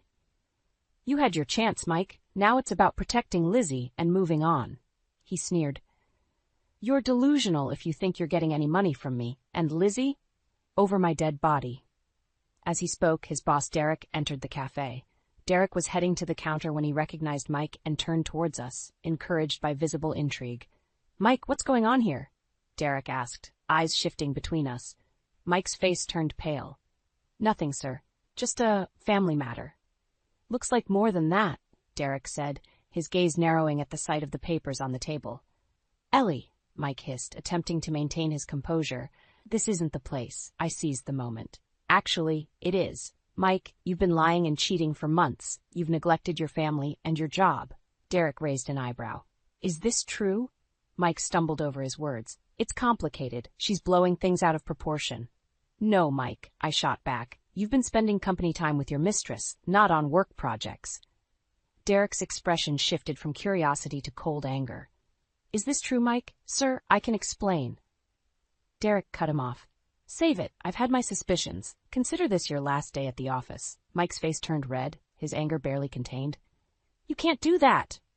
"I just did," Derek replied sharply, turning and walking away. I watched Mike crumble before me, his career crashing as he realized there was no escaping this time. The cafe's ambient noise returned, but we were in a bubble of silence. "You've ruined everything," Mike hissed, his voice shaking with rage. "No, Mike, you did that all by yourself," I said, standing up. "Mark my words, Ellie, I'm taking you down with me," he said through gritted teeth. "Good luck with that," I replied, picking up the papers. As I walked out, I felt a surge of liberation. This battle was far from over, but I'd just won a significant victory. Outside the cafe, I took a deep breath, savoring the fresh air. Mike's downfall had begun, and I was ready to fight for our daughter's future. Every step I took away from that confrontation was another step towards justice, for my parents, for Lizzie, and most importantly, for myself. The courtroom buzzed with low murmurs as I walked in, head held high. Mrs. Grant was beside me, a reassuring presence. Mike sat across the room, his face a mask of anger and defiance. His lawyer, Mr. Jacobs, whispered something into his ear. The judge called for silence. "We're here today to consider custody and alimony arrangements for the Parker case," the judge announced. Mrs. Grant stood, addressing the court. "Your Honor, we have clear evidence of Mr. Parker's infidelity and neglect, both as a husband and father. We request full custody for my client, Mrs. Parker, and appropriate alimony and child support." Mr. Jacobs rose, looking smug. "Your Honor, Mr. Parker disputes these accusations. He has been a dedicated father and deserves joint custody at the very least." The judge nodded, flipping through the files. "Mrs. Parker, please step forward." I straightened my back as I approached the stand. "Can you describe your husband's involvement with your daughter, Lizzie?" "Mike has been absent, that both physically and emotionally," I began. "He's focused on his affair and neglected his responsibilities at home. Lizzie needs stability, which I can provide." Mrs. Grant then presented the evidence. Photos, text messages, financial records, all condemning Mike. I saw his face redden as each piece of evidence was displayed. The judge looked over the documents carefully. "It seems clear that Mr. Parker has been preoccupied with his affair," he said, turning to Mike. "Do you have anything to say?" Mike stood, his body rigid. "Your Honor, this is all blown out of proportion. I've provided for my family. Ellie's just trying to ruin me." Mrs. Grant interjected. "Your Honor, Lizzie's well-being is our priority. Mr. Parker's actions have shown he's incapable of being a responsible parent." At that moment, the courtroom doors creaked open and a man walked in. It was Kim's husband, Dave. He approached the judge, holding a stack of papers. "Your Honor, if I may," Dave said, his voice steady despite the tension in the air. "I, too, have evidence against Mr. Parker and my wife, Kim. Mr. Parker's actions have not only hurt his family, but mine as well." The judge allowed him to submit the documents. Dave outlined how their affair had affected his family, detailing financial discrepancies and deceit. The courtroom listened intently, the atmosphere thick with tension. After a thorough review, the judge spoke. "Mr. Parker, given the overwhelming evidence, I rule in favor of Mrs. Parker. She is granted full custody of Lizzie and significant alimony and child support." Mike's face registered defeat. "This isn't fair," he muttered under his breath. The judge continued, "Furthermore, these financial records suggest potential fraud. This will be investigated separately." I felt a wave of relief wash over me. As the proceedings concluded, Mike shot me a venomous look. "This isn't over, Ellie." I met his gaze, unflinching. Yes, it is, Mike. Yes, it is. Outside the courtroom, Dave approached me. I'm sorry for everything. Let's make sure they pay for what they've done. Agreed, I said, feeling a sense of camaraderie. As I walked to my car, I called Mrs. Grant. Thank you for everything. What's next? We'll finalize the paperwork, and then we'll look into those hidden accounts your investigator found, she replied. I nodded, determination burning within me. This battle was almost won, but the war wasn't over. Mike's deceit would lead to his downfall, and I was prepared for the next fight. With Lizzie by my side, there was nothing that could break me now. The knock on my door was sharp and insistent. I opened it to find a stern-faced detective holding a warrant. Mrs. Parker, may we come in? I stepped aside, heart pounding. What is this about? The detective nodded to his partner. We're here to search for documents related to Mr. Parker's offshore accounts. We have reason to believe he's been hiding assets. My mind raced. Mike had lied and cheated, and now his financial deceit was coming to light. Take whatever you need, I said, leading them to Mike's old office. While the detectives sifted through papers, I called Mrs. Grant. They're searching the house for evidence of Mike's hidden accounts. Good, she replied. This will only strengthen our case. Stay calm and cooperate. As the detectives worked, I found myself outside, watching Lizzie play in the yard with our neighbor's children. She looked so carefree, a stark contrast to the chaos inside. Hours passed before the detective reappeared. We've found enough to initiate a full investigation. Thank you for your cooperation, Mrs. Parker. You'll be hearing from us soon. After they left, I was overwhelmed with a mix of relief and anticipation. This was another nail in Mike's coffin, another step toward justice. The next morning, I received a call from Derek. Ellie, I wanted you to hear it from me. Mike's been arrested for fraud. The company's pressing charges. I closed my eyes, absorbing the news. Thank you for letting me know, Derek. This was inevitable, he sighed. He crossed too many lines. Take care, Ellie. Mike's arrest unleashed a media frenzy. Cameras and reporters swarmed our neighborhood, seeking a statement. I kept a low profile, focusing on Lizzie and the life we were rebuilding. One evening, as I tucked Lizzie into bed, she looked up at me with wide eyes. Mommy, is Daddy coming home? I brushed her hair gently. Not for a while, sweetheart, but you have me, and that's all we need right now. She nodded, trusting and innocent. Okay, Mommy, I love you. I love you too, Lizzie, I whispered, feeling the weight of my promise. I had to stay strong for her. Days turned into weeks. Mike's world continued to unravel. His assets were frozen, his accounts scrutinized. Cheryl tried to intervene, but her attempts were futile against the mounting evidence. I received a call from Kim one afternoon. Ellie, it's Kim. Can we talk? I hesitated, but curiosity and a need for closure prompted me. Fine, come over. When she arrived, she looked worn. I'm sorry for everything, she began, her voice shaky. I didn't realize the extent of Mike's lies. He's ruined my life, too. I studied her, seeing the guilt and regret. So what do you want from me? I just wanted to apologize and offer my support. What he did to both of us is unforgivable. I nodded, feeling a strange sense of solidarity with her. Thank you, Kim, but Mike's actions have consequences, and we both have to live with that. As she left, I felt a weight lift from my shoulders. Closure was coming, slowly but surely. Weeks later, the court verdict was in. Mike was found guilty of fraud and embezzlement. He faced years in prison, his reputation shattered, his life in ruins. Cheryl's health declined rapidly, and she moved into a care facility. Mike's network of lies had collapsed entirely. One afternoon, as Lizzie and I were playing in the yard, the sun shining brightly, I realized we had reached a turning point. Mommy, are we okay now? Lizzie asked, her innocence refreshing. We are, Lizzie. We're better than okay, I said, scooping her into my arms. This is our fresh start. She giggled, her laughter a sweet balm to my weary soul. For the first time in a long while, I felt the stirrings of hope. Our future was bright, untouched by the shadows of the past. Mike's downfall was complete, and in its wake we would rebuild, stronger than ever. The move to California was hectic but liberating. Lizzie and I left the shadows of our old life behind, embracing a fresh start. Our new home, a cozy bungalow bathed in sunshine, felt like hope personified. On the first day at her new school, Lizzie was nervous. Do you think they'll like me, Mom? I knelt to her level, brushing a lock of hair behind her ear. They'll love you, Lizzie. Just be yourself. We walked into the school together, the hallways bustling with students. Mrs. Thompson, Lizzie's teacher, greeted us warmly. We're so happy to have Lizzie join us. I watched Lizzie blend into her new classroom, her face lighting up with curiosity and excitement. I left, feeling lighter, hopeful for the first time in a long while. At my new job, the environment was invigorating. I dove into projects, the creativity and challenge renewing my spirit. My coworkers were friendly, and Jack, the head of our team, was especially kind. One afternoon, Jack invited me to lunch. We walked to a nearby cafe, the air filled with the scent of fresh coffee and pastries. "So how are you settling in?" Jack asked, his eyes warm and inviting. "Better than I expected.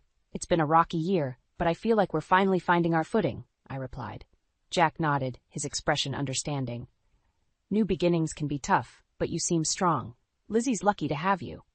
"Thanks, Jack. It means a lot," I said, feeling a connection growing. Days turned into weeks. Lizzie thrived at school, making friends and excelling in her classes. Her laughter filled our home, a sweet reminder of our resilience. I found myself looking forward to work, where Jack's presence became a comforting constant. One Friday evening, Jack invited us over for a barbecue. "Bring Lizzie. It'll be fun," he said with a smile. At Jack's house, Lizzie played in the yard with his dog, her laughter echoing through the air. Jack and I stood by the grill, the smell of sizzling burgers making me feel at home. "You've created such a warm place here," I remarked, watching Lizzie chase the dog. "It's important to have a sanctuary," Jack replied, his tone sincere. "Everyone needs a safe place to heal." We sat on the patio, the evening turning cool. Jack turned to me, his expression thoughtful. "Ellie, I've seen the strength it's taken to get where you are. You're incredible." I felt a blush creeping up my cheeks. "It's been a journey, but I couldn't let Mike's actions define us." "He doesn't deserve a second thought," Jack said firmly. "You and Lizzie deserve all the happiness in the world." As the night wrapped around us, I realized how much I had healed. Jack's kindness, Lizzie's laughter, our new life, it was more than I had hoped for. A few weeks later, as Lizzie and I walked along the beach, hand in hand, she looked up at me. "Mommy, do you think Daddy is sorry for what he did?" I paused, looking at the horizon. "Maybe. But what matters now is that we're happy. We're free to be ourselves." She nodded, her eyes bright. "I love our new life." "Me too, Lizzie," I said, squeezing her hand. "Me too." The sun set, casting a golden glow over the waves. I felt a deep sense of peace. Our past was behind us, replaced by a future filled with promise. Mike's deceit and cruelty no longer dictated our lives. We were free, resilient, and ready to embrace whatever came next. The journey had been long and painful, but it led us to this moment of pure, unadulterated happiness. And for that, I was profoundly grateful.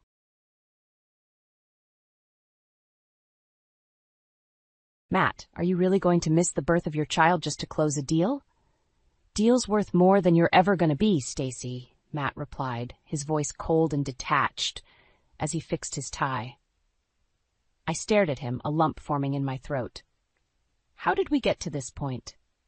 At 36 weeks pregnant and on maternity leave, I had slowly become accustomed to Matt's increasing absence.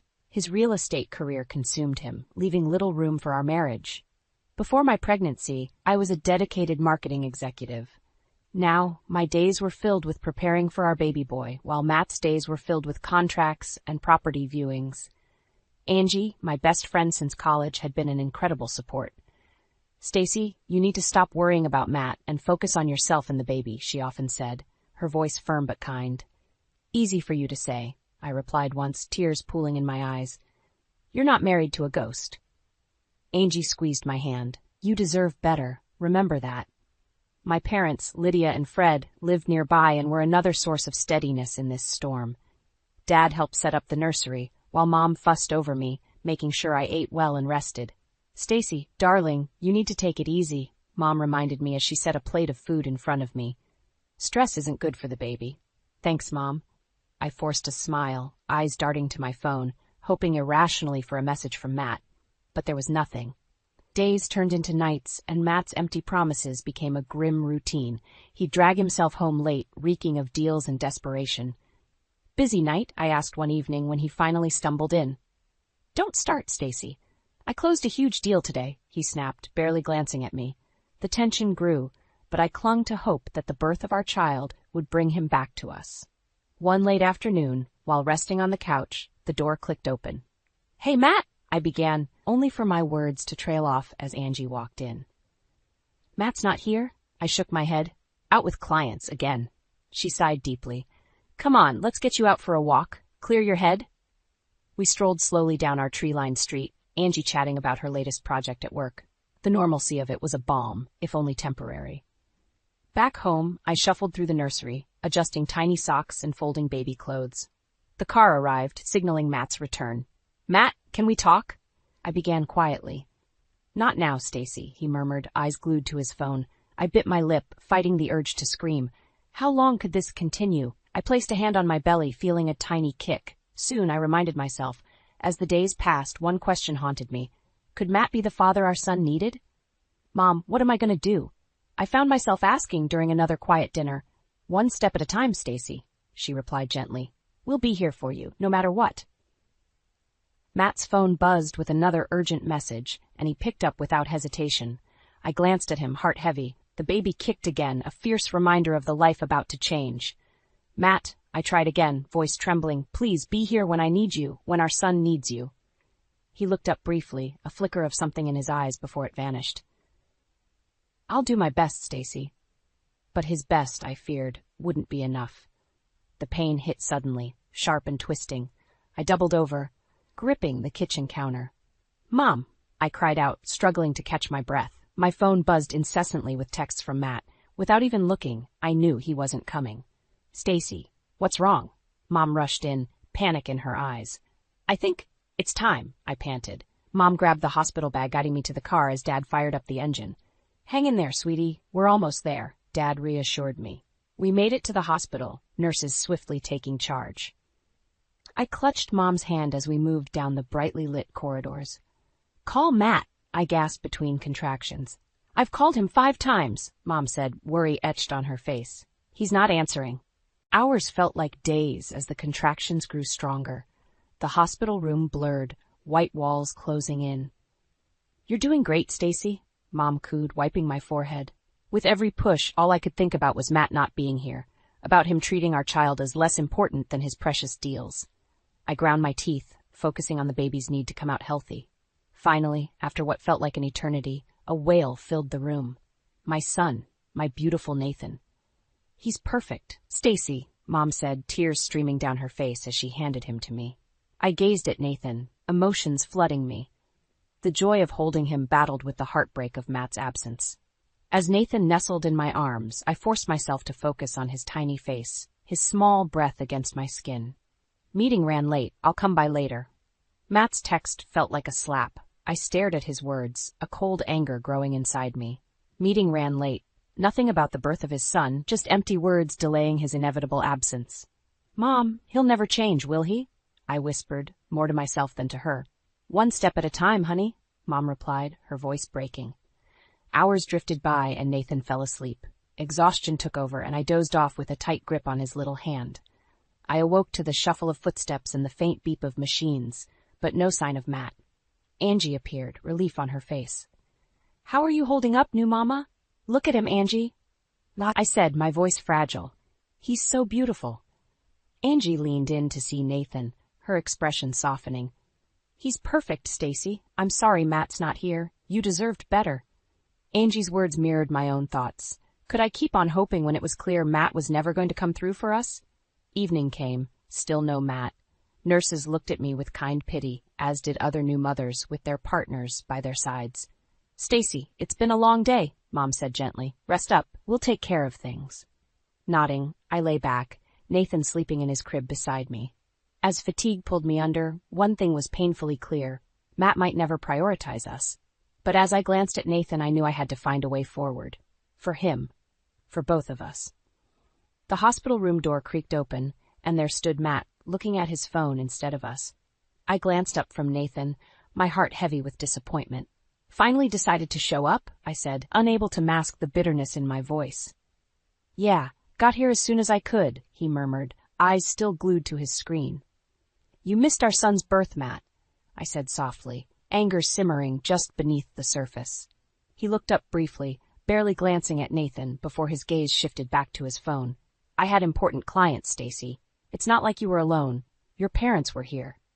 I shook my head, disbelief all over my face. He's your son. Doesn't that matter to you? Matt sighed, slipping his phone into his pocket and finally stepping closer. He peered at Nathan, then back at me. I'm here now, aren't I? I didn't have the energy to argue. Just hold him, I said, handing Nathan over. Matt held Nathan awkwardly, like he was a foreign object. His disconnect was palpable. We need to talk, Matt, I began, watching him closely. About us. About what's been happening. Now? In the hospital? He scoffed, eyebrow raised. Yes, now. This can't wait, I insisted. Our family can't wait. He handed Nathan back, turning towards the window. What do you want me to say, Stacy? I'm trying to provide for us, to give us a good life. A good life? I echoed, incredulous. A good life where you're never home? Where you miss the birth of your own child because of a meeting? You knew what you were marrying into, he snapped, finally locking eyes with me. I told you my career was demanding. But I didn't sign up for this neglect, I countered, keeping my voice steady. You were different before. Where did that man go? People change, Stacy. This is who I am now. Deal with it. Tears burned at the edges of my eyes, but I refused to let them fall. What about Nathan? What kind of father will you be to him? I'll provide for him. Isn't that what matters? He said coldly. Mom re-entered the room, sensing the tension. Everything okay here? Fine, Mom, I replied, forcing a smile. Just talking. Matt pulled out his phone again, an unmistakable signal that the conversation was over for him. I have to head back to the office. I'll check in later. And just like that, he was gone. A few days later, I was discharged. As we arrived home, Matt was nowhere to be found. Instead, my parents were there, ready to help with Nathan's adjustment. Welcome home, they exclaimed, bringing a small moment of joy. They helped me inside, talking about the future, but my mind kept drifting back to Matt's coldness. Flashbacks of our happy days taunted me, shared breakfasts, silly arguments over movies, and plans for a future that now seemed impossible. As I settled Nathan into his crib, I whispered, We'll be okay, little one. I promise. Then, in a burst of determination, I pulled out my laptop and started searching. For answers, for help, for a way forward. Matt's neglect and ambition had pushed me to the edge, but for Nathan's sake, I would fight. He deserved better than this. We both did. Dad offered a comforting hug. We're here for you, Stacy, whatever you need. I nodded, with tears finally spilling over. Thank you, Dad. I'm going to need all the help I can get. I settled Nathan into his crib and stepped into the living room, where Matt sat with his laptop, typing away. The tension was thick as I took a deep breath. Matt, we need to talk about our finances, I said, trying to keep my voice steady. He glanced up briefly, a hint of annoyance on his face. What about them? How much have you spent on the condo? I asked, my palms sweaty. It's an investment, Stacy, he replied dismissively, eyes drifting back to his screen. It'll pay off. An investment with our savings? I pressed, voice rising despite my effort to stay calm. And loans? He looked up again, irritation clear. You don't understand how business works. I understand that you're risking our future for it, I stated, struggling to keep my composure. Matt finally closed his laptop, glaring at me. This is about providing for our family and making sure we have the best. Or is it about impressing your father? I shot back, the words out before I could stop them. His eyes narrowed dangerously. Don't bring my father into this. He's already in it, Matt. You're trying to impress him at our expense, I accused, the pieces falling into place.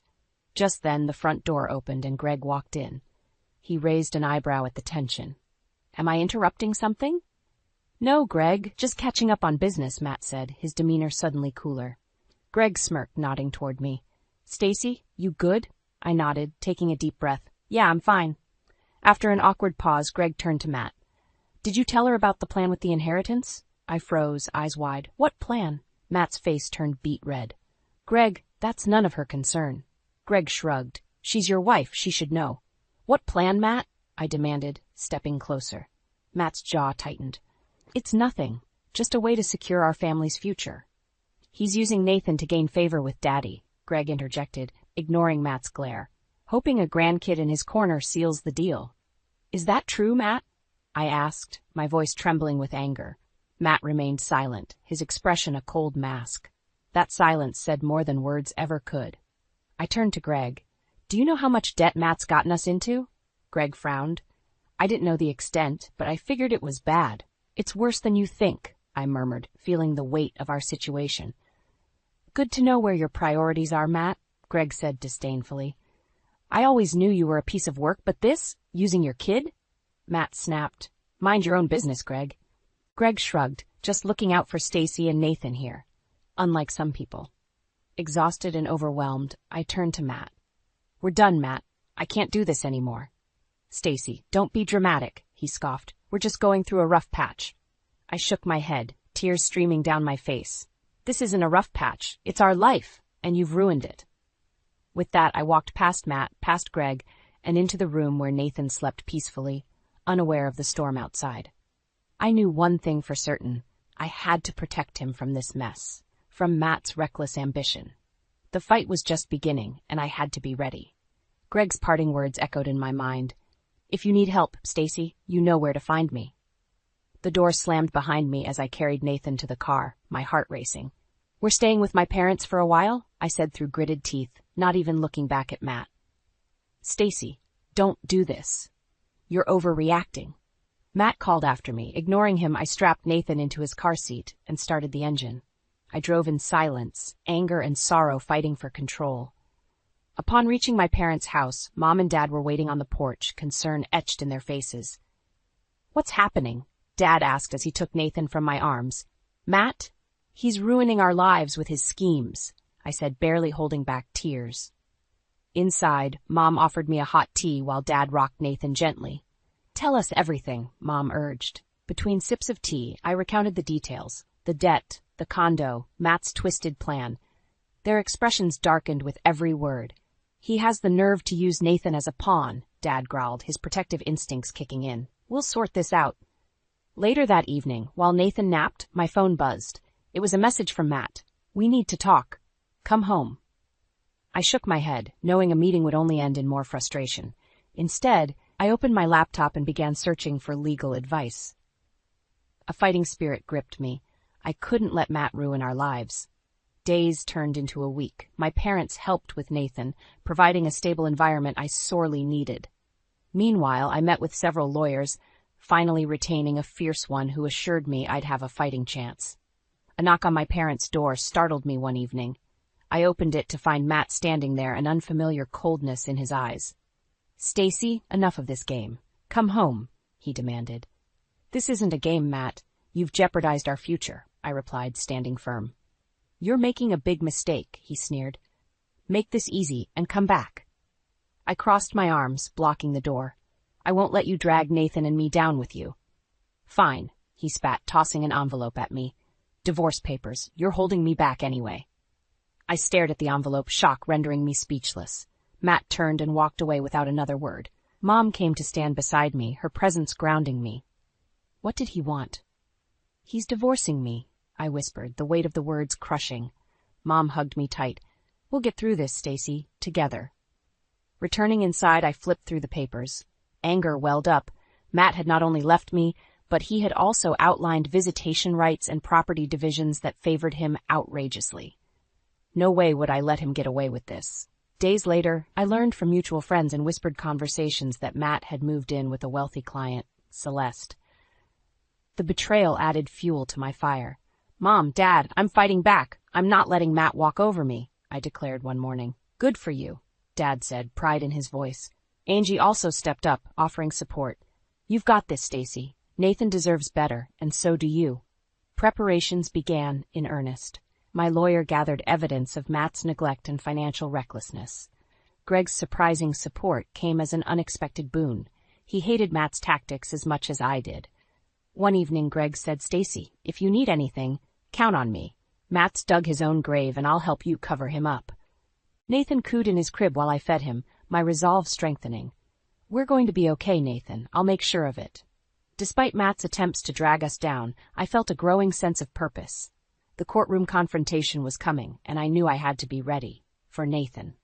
For our future. For justice. Courtrooms always felt cold, no matter the season.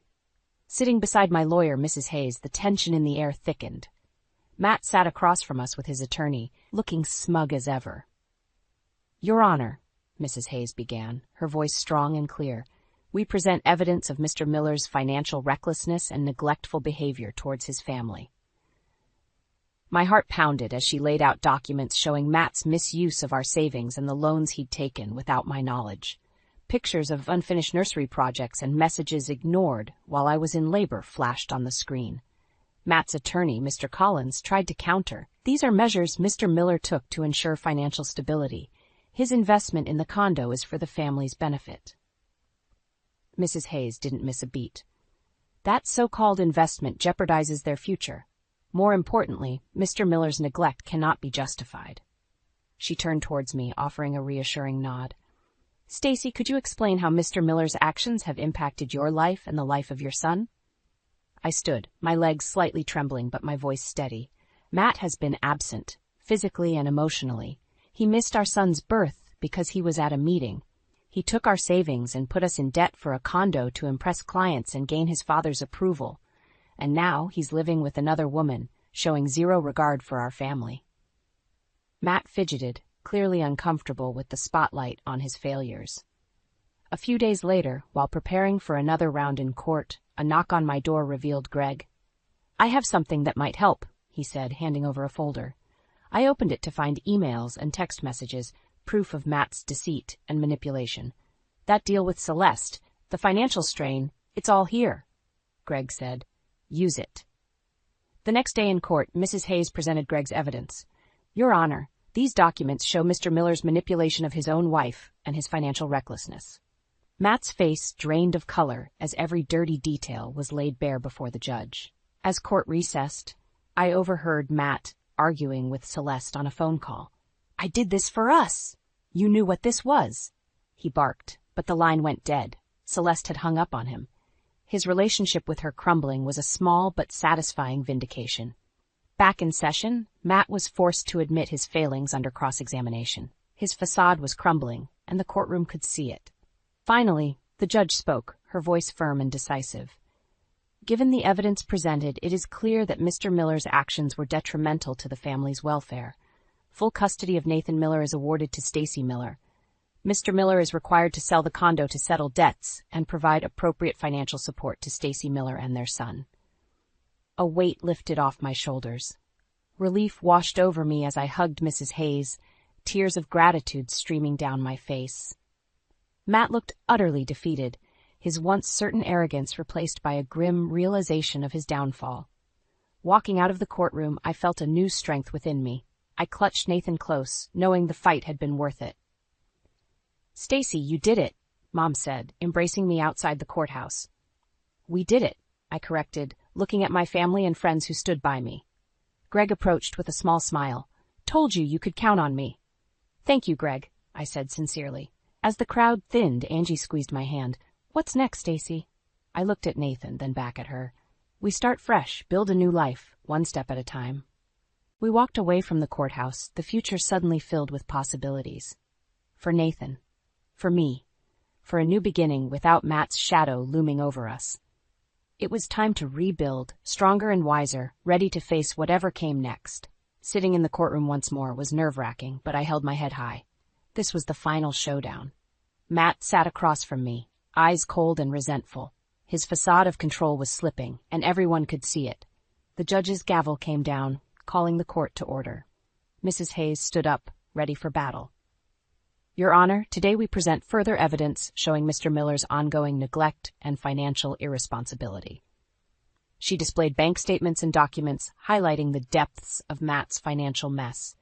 Each piece of evidence painted a damning picture of his recklessness. Matt's lawyer, Mr. Collins, tried to object. Your Honor, these were extreme measures taken to secure a better future for the family. The judge silenced him with a raised hand. Continue, Mrs. Hayes. She nodded and gestured toward Greg, who took the stand. Greg Miller, could you tell the court what you know about your brother's actions? Greg cleared his throat. Matt was always trying to impress our father. He used Stacy and Nathan to get ahead, using family money recklessly. He even tried manipulating Celeste, but that backfired. I watched Matt squirm, trying to maintain his composure, but failing. Mrs. Hayes pressed on. And what did you do when you discovered this? I gave Stacy the evidence to show how deceitful and irresponsible Matt has been, Greg answered. Matt shot Greg a venomous look. You've always been jealous. This is all about making me look bad. Greg's face remained impassive. No, Matt. This is about doing what's right. The judge leaned forward, her expression stern. Mr. Naff Miller, it's evident from the testimonies and evidence that your actions have been detrimental to your family. Stacy has shown great resilience, and it's clear she prioritizes Nathan's well-being. Therefore, I will uphold my previous ruling. Full custody remains with Stacy, and you will comply with all financial obligations. I exhaled, relief washing over me. Matt looked shattered as the realization of his defeat set in. As we exited the courtroom, he approached me one last time. Stacy, you don't have to do this. We can work something out. I shook my head firmly. You had your chances, Matt. This is what's best for Nathan. His eyes narrowed, revealing his vile nature once more. You'll regret this. I met his gaze head on. No, Matt. You're the one who'll regret losing us. Outside the courthouse, Angie met me with a tight hug. It's finally over. Yes, it is, I said, feeling a sense of peace for the first time in months. Mom and Dad joined us, their pride evident. We knew you could do it, Dad said, his voice filled with emotion. Greg approached, an awkward smile on his face. I'm just glad I could help. You did more than that, Greg, I said, giving him a grateful hug. Thank you. He nodded, stepping back to let me have my moment with Nathan. Holding my son close, I whispered, We did it, little one. We're free. As the days passed, Matt's financial situation worsened. He was forced to sell the condo, and his relationship with Celeste dissolved entirely. His professional reputation crumbled, and he was left grappling with the mess he'd created. Meanwhile, I focused on the future. With the legal battles behind us, I began to rebuild our lives. I returned to work in marketing, finding joy in my career once more. Nathan thrived in the loving environment my parents, friends, and I provided. One night, as Nathan slept peacefully, I glanced around our cozy home, feeling a wave of gratitude. The journey had been rough, but we emerged stronger. Karma had served its due course, and now it was time to embrace the new horizons ahead. I promised myself and Nathan that we'd face whatever came next with courage, resilience, and hope. The storm had passed, and we were ready to bask in the sunlight of new beginnings. Balancing work and motherhood proved challenging, yet rewarding. Every morning started with Nathan's cheerful giggles, a sound that fueled my day. I'd drop him off at Mom and Dad's, knowing he was in good hands, before heading to the office. Morning, Stacy, Angie said, greeting me with a warm smile as I walked in. Morning. Ready for the big presentation? I asked, feeling the familiar rush of excitement. Absolutely.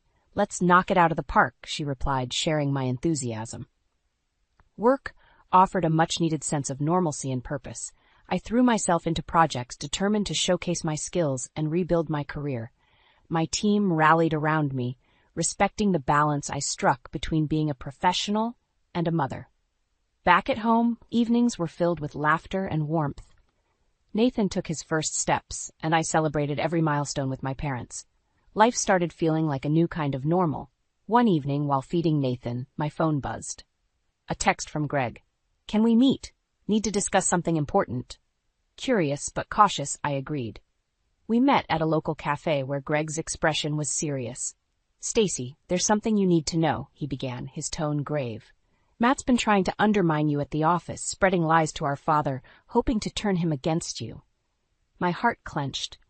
Why won't he just leave us alone? Because he can't stand losing, Greg replied. But listen, I've got an idea.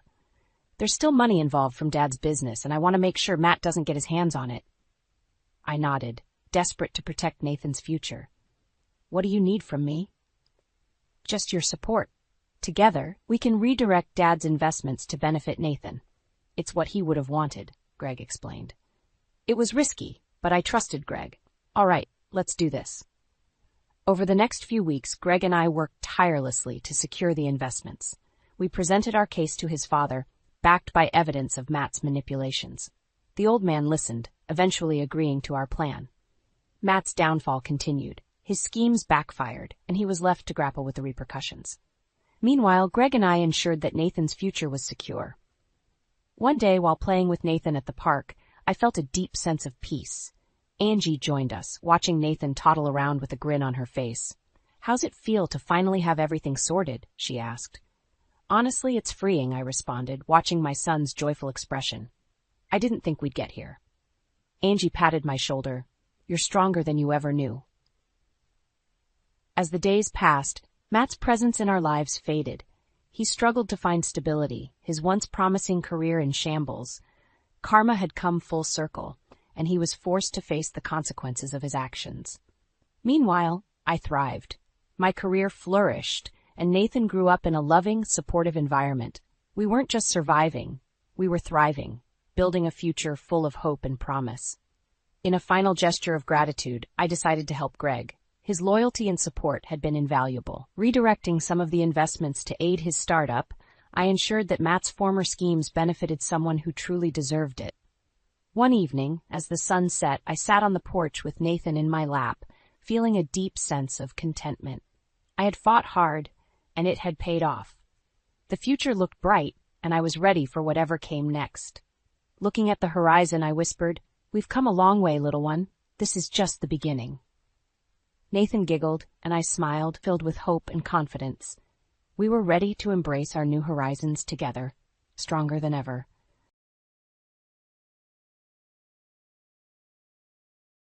Grace, you collapsed again? Unbelievable. Answer my calls, Grace. What kind of wife are you? Eric's voice blares through the phone, cutting through the ambulance sirens. I'm on my way to the hospital. I could lose the baby, I managed to say, holding back tears. The paramedics work around me, their faces focused and grim. Eric snorts on the other end. Well, we're here starving because you can't make dinner. Now you're relaxing in a hospital? Get it together. My throat tightens as I try to steady my breath. A paramedic looks at me with concern. You should focus on staying calm, ma'am. It's important for the baby. I nod, clenching my phone. Eric, I'm doing my best. This isn't about dinner. It's our child. His response is a heavy, frustrated sigh. Your best, huh? Seems like your best is just never enough. I hang up, unable to listen anymore. My heart pounds painfully in my chest, and not just from the physical strain. The paramedic shakes his head subtly. We'll be at the hospital soon. Just keep breathing. As I lie there, the thoughts of Eric's constant criticism and indifference replay in my mind like an old scratched record. Every harsh word echoes louder in the cold, confined space of the ambulance. Upon arrival at the hospital, I'm quickly wheeled into the maternity ward. Nurses move with practiced efficiency, and I catch snippets of diagnosis and concern. My OB/GYN, Dr. Collins, arrives shortly after. Grace, hang in there, she says with a calm yet urgent tone. We're going to do everything we can to make sure both you and the baby are okay. I nod, feeling a tear slip down my cheek. Thank you, Dr. Collins. Hours pass, marked by the beeping of monitors and the quiet hum of hospital activity. It feels surreal, a stark contrast to the chaos of my home life. Dr. Collins updates me regularly, her calm demeanor a lifeline amidst the storm within me. Eventually, the tension eases. The baby is stable for now, she says, offering a reassuring smile, but you need to avoid stress. It's crucial. I nod weakly, knowing how impossible that request feels with Eric at home. I'll try, Doctor. The room grows silent once Dr. Collins leaves, except for the soft ticking of a nearby clock. I stare at it, counting the seconds, trying to slow my racing thoughts. I need to find a way out of this. My phone buzzes again, breaking the brief peace. It's a message from Eric. Don't expect me to come. Sort yourself out. I toss the phone aside, feeling a surge of something I haven't in weeks. Anger. What kind of person can't even show up when their wife is in the hospital, risking everything for their unborn child? That anger simmers, providing a strange comfort. Maybe it's time I started thinking about what I need, what the baby needs. Not just what Eric wants. This realization hits me like a wave, both terrifying and liberating. The door creaks open, and a nurse enters with a tray of food. Time to eat, Grace. You need your strength. I look at her, nodding. I'm not sure what my next steps will be, but one thing is clear. I need to get stronger. Strong enough to stand up for myself and my baby. Strong enough to face whatever comes next, even if that means facing Eric. I take the first bite, letting the warmth of the food seep into my bones. It's a small step, a simple action, but it feels like the beginning of something bigger, something necessary. For now, I focus on eating and breathing. The fight can wait until tomorrow. The fluorescent lights flickered above me, mimicking the flicker of emotions I felt inside. Leaning against the stark white hospital sheets, I closed my eyes, recalling a time when life seemed simpler.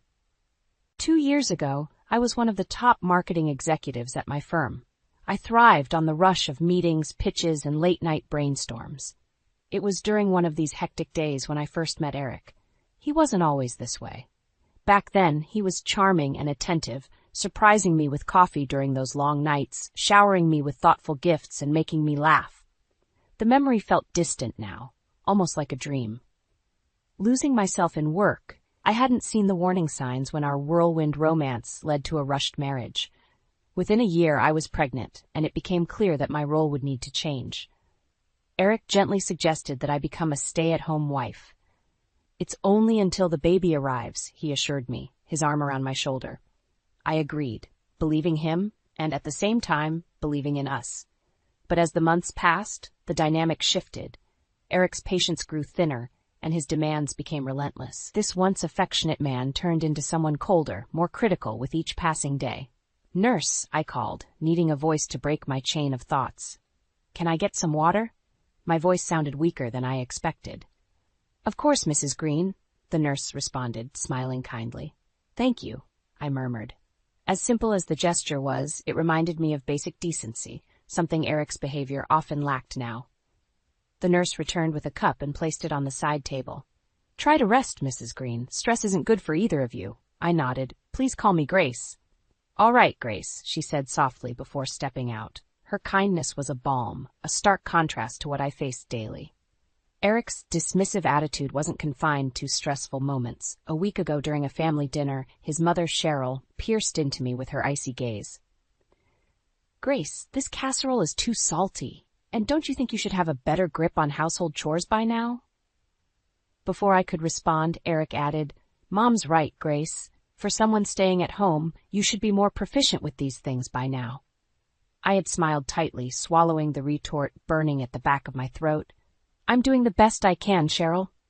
"Well, your best needs to improve," she shot back, her eyes never leaving mine. That night, as I cleaned the dishes alone, I asked Eric why he never defended me. "They're my parents, Grace. I can't just argue with them over simple things. You need to handle it better.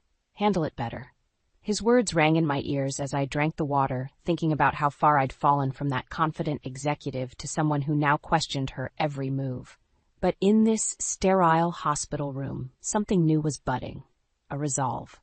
Dr. Collins's words about stress and the nurse's simple kindness reminded me of a life beyond Eric's control. There was a world where I could be strong again, not just for me but for my child. I knew what needed to be done. Becoming that strong, independent woman again wouldn't be easy, but this collapsing, bending, and breaking needed to end, for my baby and for myself. A knock on the door interrupted my thoughts. It was Dr. Collins, holding a clipboard. "Grace, can we talk?" she asked gently. I nodded, steeling myself. "Of course, Dr. Collins. What do I need to know?" "It's about balancing your health and any external stress," she began, and I knew this was just the start of a conversation about taking back control. Dark times lay ahead with Eric, but with each moment in that hospital, I found my determination strengthening. It wasn't just about staying healthy. It was about reclaiming my life, one day at a time. The sunlight streamed through the windows as I sat propped up in my hospital bed, sorting through the cascading thoughts in my mind. Just as I was about to sip some water, my phone buzzed. Cheryl's name popped on the screen, making my heart pound faster. "Grace, you've been in that hospital long enough. You need to come home and take care of your duties," she began without preamble. "I'm not just lying here out of choice," I replied, trying to keep my voice steady. "I need to stay here for the baby's health." "Excuses," she scoffed. "You are a useless wife to my son, and it's high time you step up. We want dinner ready when Eric gets home." The line went dead, leaving me trembling with anger. I had just endured a terrifying health scare, yet all they could think about was dinner? Suddenly, the hospital door swung open, and Eric stormed in. "Grace, what's with you ignoring mother's calls?" His face twisted with irritation. "I was resting," I said, gripping the bed rails for support. "The doctor said I need to avoid stress." "You're stressed? What about me, Grace? I'm the one working all day to support us." "You think I don't work?" I shot back, surprising myself with the sharpness of my tone. I just expect. Eric began, but he stopped mid-sentence as Cheryl swept into the room, her face a mask of cold fury. Really, Grace? Making excuses to avoid your responsibilities? She turned to Eric. Your father and I never had these issues. We raised you with discipline, not laziness. I clenched my fists. I'm doing the best I can, Cheryl. I'm carrying your grandchild, remember? Cheryl snorted. Carrying a child is no excuse. Women have been doing it forever without causing such a scene. Eric looked at me, his eyes void of any sympathy. Mom's right, you need to pull yourself together. This was the family dynamic I suffered through daily, unyielding and often merciless. But today it felt different. Something inside me shifted. These people, all their criticisms and commands, they no longer had the power they once wielded over me. You're right, I do need to pull myself together, I said, my voice firm. For myself and this baby. Because this situation, I gestured around the sterile room, is not working. Eric and Cheryl both stared at me, stunned. Grace, don't make things harder on yourself, Cheryl warned, her voice dripping with disdain. Harder on myself? I laughed bitterly. I'm barely surviving this as it is. Cheryl turned to Eric. See, this is what you get for marrying someone so weak. That's enough, Cheryl. The words came out harsher than I intended, but I didn't care anymore. You've both said your piece. Now, leave me alone. Eric's eyes narrowed. Don't push it, Grace. I met his gaze and didn't flinch. Get out, Eric. I need rest, and you're not helping. They finally walked out, leaving me in the suffocating silence of the room. The door clicked shut, and for the first time, I exhaled a breath I didn't know I was holding. The realization washed over me. I couldn't continue like this. This wasn't living. I knew I needed an exit strategy. My mind flashed back to a happier time when I had friends and allies, people who cared. Maybe, just maybe, there was someone who could help pull me out from this abyss. It was time to reach out, to find the strength I'd buried for so long. The nurse shifted the curtains, letting in the morning light. I sat up, adjusting the pillows behind me. My body ached, but determination filled my veins. I needed a way out, and every second brought me closer to reaching out for help. The door cracked open. I expected another nurse, but in walked a blast from my past, ally. Her hair was shorter now, and she looked more confident than ever, but those piercing blue eyes were unmistakable. Grace? She asked, her face a mixture of surprise and concern. I blinked, feeling a rush of emotions. Ally, what are you doing here? She came closer, grabbing a chair and sitting by the bedside. I was visiting a business associate, and I saw your name on the board. What happened? I took a deep breath. Well, it's a long story. Basically years of stress and, well, Eric. Her smile vanished. Eric? Your husband? Yes, I said, my voice barely a whisper. I've tried for so long to make it work, but it's been a nightmare. His emotional abuse, his family, I'm barely holding on. Ally leaned back in her chair, assessing me. That doesn't sound like the Grace I knew. The Grace I knew was a powerhouse. My eyes welled up with tears. I don't feel like a powerhouse anymore. Well, she said firmly, it's never too late to change that. How serious is your health? The baby's stable for now, I explained, but I need to avoid stress. And Eric's not making that easy, is he? She asked, already knowing the answer. No, he isn't. Allie nodded thoughtfully. Grace, what if I told you that you don't have to go back to that life? I can help you start over. Her words felt like a lifeline. What do you mean? I have an apartment downtown, Ally said. It's empty and you can stay there rent-free. It's a fresh start. My mind raced. Wouldn't it be too much trouble? Not at all, Allie assured me. You focus on your health and the baby. We can take it from there. The relief was overwhelming, but realistic worries clouded my mind. Eric would never let me go easily. What about Eric? Allie's face turned serious. We'll deal with him. For now, you need to get better. She pulled out her phone, scrolling through her contacts. I know someone who specializes in family law. He can help you with whatever you need to do next. Each word she spoke felt like another piece of armor being placed around me. For the first time in months, I felt something akin to hope. Why are you doing this for me, Allie? We've been through a lot, Grace, she replied. You've always been there for me. Now it's my turn to help you. And I can't stand seeing you like this. Her offer was more than just a place to stay. It was a chance to rebuild my life. Thank you, Ally. I don't know what to say. Just say you'll take care of yourself. she said, squeezing my hand. "And if you need anything at all, you call me." The conversation with Allie left me with a renewed sense of purpose. As she left to make a few calls, I leaned back against the pillows. I couldn't change the past, but maybe, just maybe, I could shape a better future. I had much to think about, but one thing was clear. I wasn't alone in this fight anymore. I had Ally, and with her support, I might just find a way to reclaim my life and protect my baby. A few days after being discharged from the hospital, I found myself in Allie's downtown apartment. It was small but warm and cozy, a world apart from the cold, tension-filled atmosphere of my home with Eric. I settled into the couch, feeling a strange combination of relief and anxiety. Ally bustled around, unpacking groceries she had brought. "You need to rest, Grace. Let me handle this." "Thank you. I don't know what I'd do without you," I said sincerely. "You'll do just fine," she replied with a reassuring smile. "We need to talk, though, about the plan." The seriousness in her tone made my heart beat faster. "What do we need to do?" Ally handed me a slip of paper. "This is the contact information for a great family lawyer I know. His name is Mark Jensen. He's got a reputation for handling messy divorces." I took the paper, feeling its weight. This was a significant step.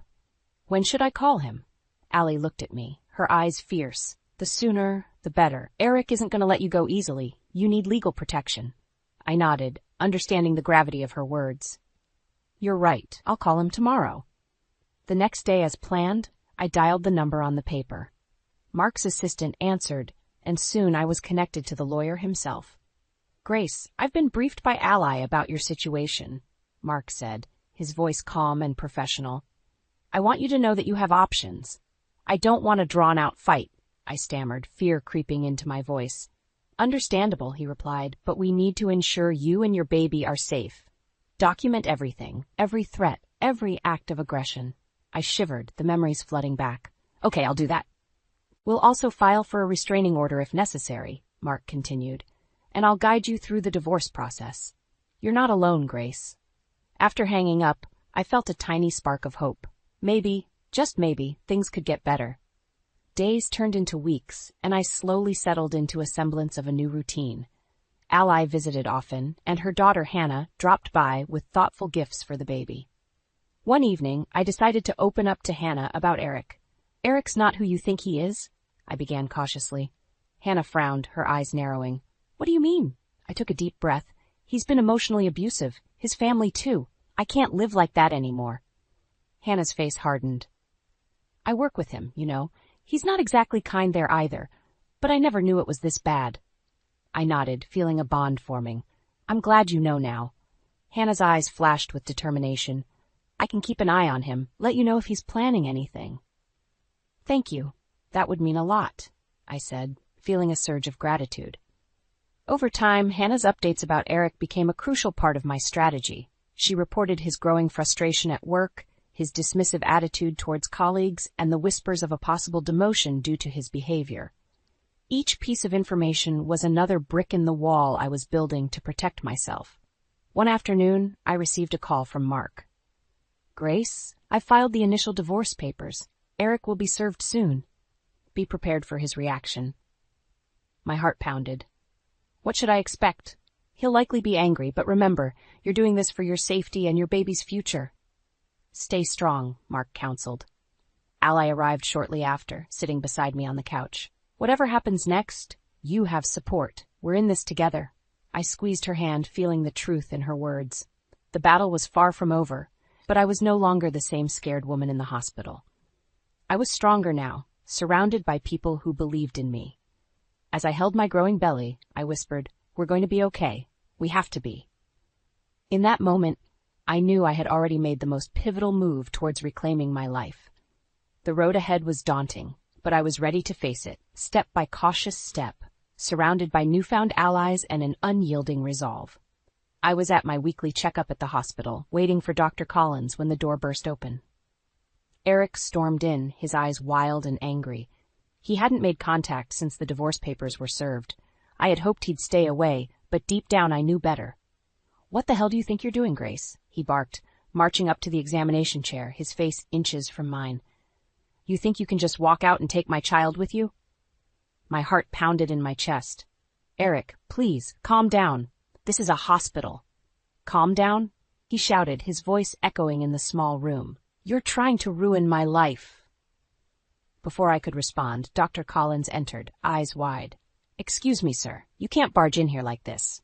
Eric turned on her, finger pointing. This is between me and my wife. I stood up, facing him. No, Eric, it's about me and my baby, and you need to leave. His eyes narrowed, his face contorting with rage. You think you can do this? You think you can just leave me and everything will be fine? Suddenly, the door swung open again. Hannah stepped in, glaring at Eric. Back off, Eric. What the hell are you doing here? Eric spat, his anger shifting to her. Hannah crossed her arms, protecting Grace. If you don't leave right now, I'll call the police. Eric's face turned red with fury. You're just as deluded as she is. This was a mistake from the start. Eric, get out, I said, my voice quivering but firm. I've hired a lawyer. We're getting a divorce. He looked at me, stunned for a moment, then laughed bitterly. You'll come crawling back once this fantasy of yours crumbles. Hannah stepped closer to Eric, her voice dangerously low. Get out, now! Eric finally seemed to grasp the seriousness of the situation. He glanced between us, his teeth clenched in anger. You'll regret this, Grace. As he stormed out, slamming the door behind him, I sank back into the chair, shaking. Hannah sat beside me, placing a comforting hand on my arm. You did the right thing, Grace. Dr. Collins nodded, her face a mask of concern. Do you want me to call security? Make sure he doesn't come back? I shook my head, trying to steady my breath. No, it's okay. He's gone for now. Hannah looked at me, her eyes soft with sympathy. Are you all right? I managed a nod. I think so. Thank you, Hannah. We're in this together, remember? She said, squeezing my hand. Dr. Collins finished the checkup, assuring me that the baby was fine. But the encounter with Eric left a lingering tension in the air. As Hannah and I left the hospital, she turned to me. Now's the time to stand firm. Don't let him intimidate you. I know, I said, my voice more confident than I felt. I can't go back. Not now. Hannah smiled, a fierce glint in her eyes. And you won't. We'll make sure of it. As we got into the car, a new determination settled over me. Eric's reaction didn't surprise me, but it did remind me of just how far I'd come and how much farther I still had to go.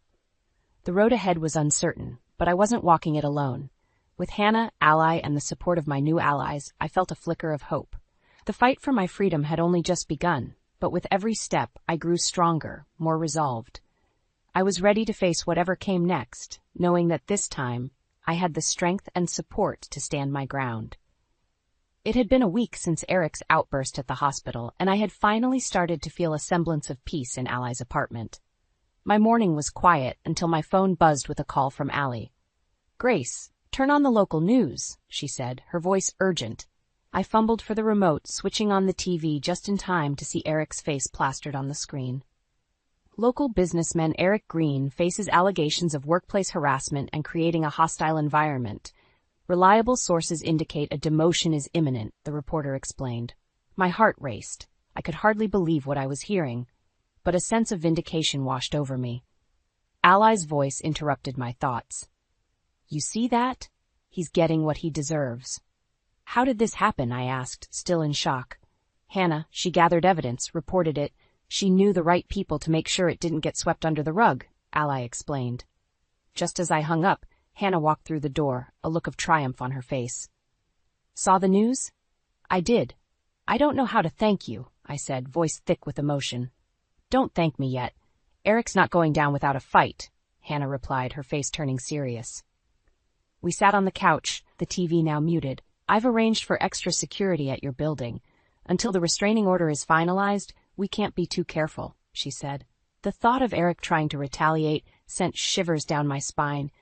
Do you really think he'll try something? Hannah nodded. I wouldn't put it past him. But you're not alone. We've got your back. I took a deep breath, feeling the weight of the situation, but also the strength of my support system. I'm ready for whatever comes. Hannah's phone buzzed, and she glanced at it, frowning. It's him. He's been calling, leaving threats. I grabbed her wrist. What kind of threats? She looked at me, eyes filled with concern. Saying he'll make sure you regret leaving him. He's desperate, Grace. I closed my eyes, anger replacing my fear.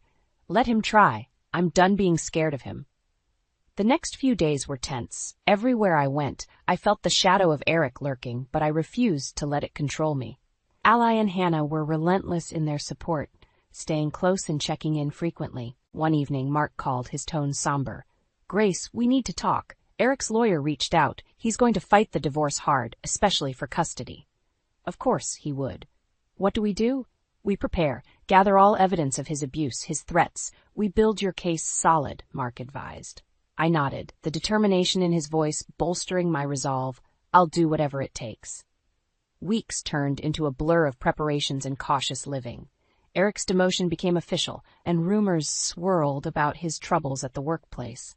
Hannah's intel kept me informed, making sure I stayed a step ahead. Finally, the day came for the divorce hearing. Standing outside the courtroom, my heart pounded. Ally held my hand, her presence a steadying force. "You've got this, Grace. Show them the strong woman you are," she whispered. As we walked into the courtroom, Eric's glare bore into me. He looked disheveled, his arrogant demeanor now marred by desperation. I stood tall, ready to face him. The proceedings were arduous, but Mark was relentless, presenting every piece of evidence we had meticulously collected. Eric's lawyer tried to paint me as unstable and unfit, but the truth was undeniable. At the end of it all, the judge ruled in my favor. Eric's abusive behavior, his threats, the hostile work environment, all weighed too heavily against him. As I walked out, I felt a weight lift off my shoulders. Eric's defeat was a victory not just for me, but for my unborn child. I had fought, and I had won. But most importantly, I had reclaimed my life, ready to start anew. The day I left the courthouse felt surreal. The fight was over, and I had won. And yet the future felt like an unknown expanse, stretching out before me. I returned to Ally's apartment, my temporary sanctuary, feeling both relieved and uncertain. A few weeks later, I was sitting in Ally's office, now officially part of her team. I was grateful for the job and the chance to rebuild my life.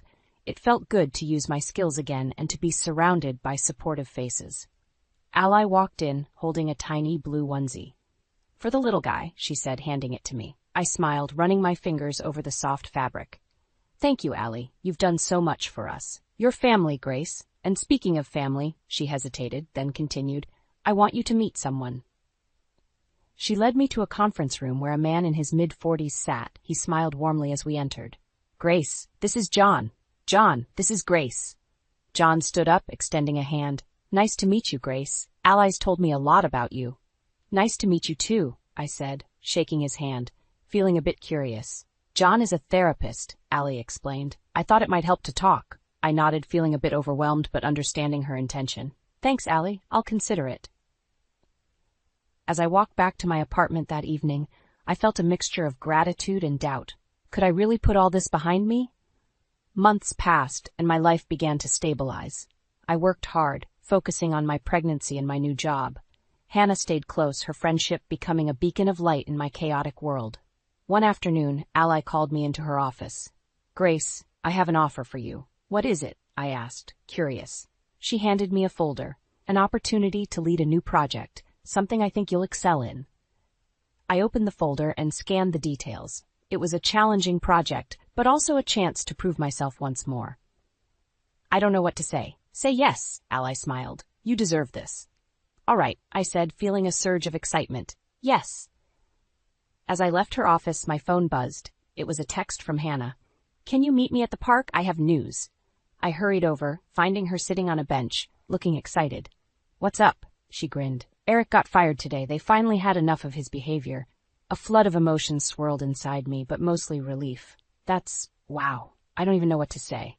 Hannah laughed. "Just breathe, Grace. Karma's doing its job." We spent the rest of the afternoon talking and laughing, a sense of closure settling over me. That night, as I lay in bed, feeling my baby's kicks, I finally felt at peace. Eric was out of my life, and a new chapter was beginning. I whispered, "We're going to be okay, little one." The months rolled by, and soon it was time. I went into labor late one night, and Ally rushed me to the hospital. The delivery was intense, but the moment I held my son in my arms, everything else faded away. "You did it," Ally whispered, tears in her eyes. "No, we did it," I corrected, feeling the weight of our journey. As I cradled my son, I realized that the darkest moments of my life had led me to this point. I wasn't just surviving anymore, I was thriving, surrounded by people who loved and believed in me. In the following days, I took up Allie on her suggestion to meet John for therapy. It helped me to process everything I'd been through and to rebuild my confidence. When I returned to work, Ally officially offered me the role of project lead. I accepted, feeling ready to take on the world. And so, surrounded by a new family of friends and allies, I stepped into my new life with determination and a hopeful heart. My son and I were ready for whatever came next, knowing we had already overcome the hardest battles. We were ready to face the future together.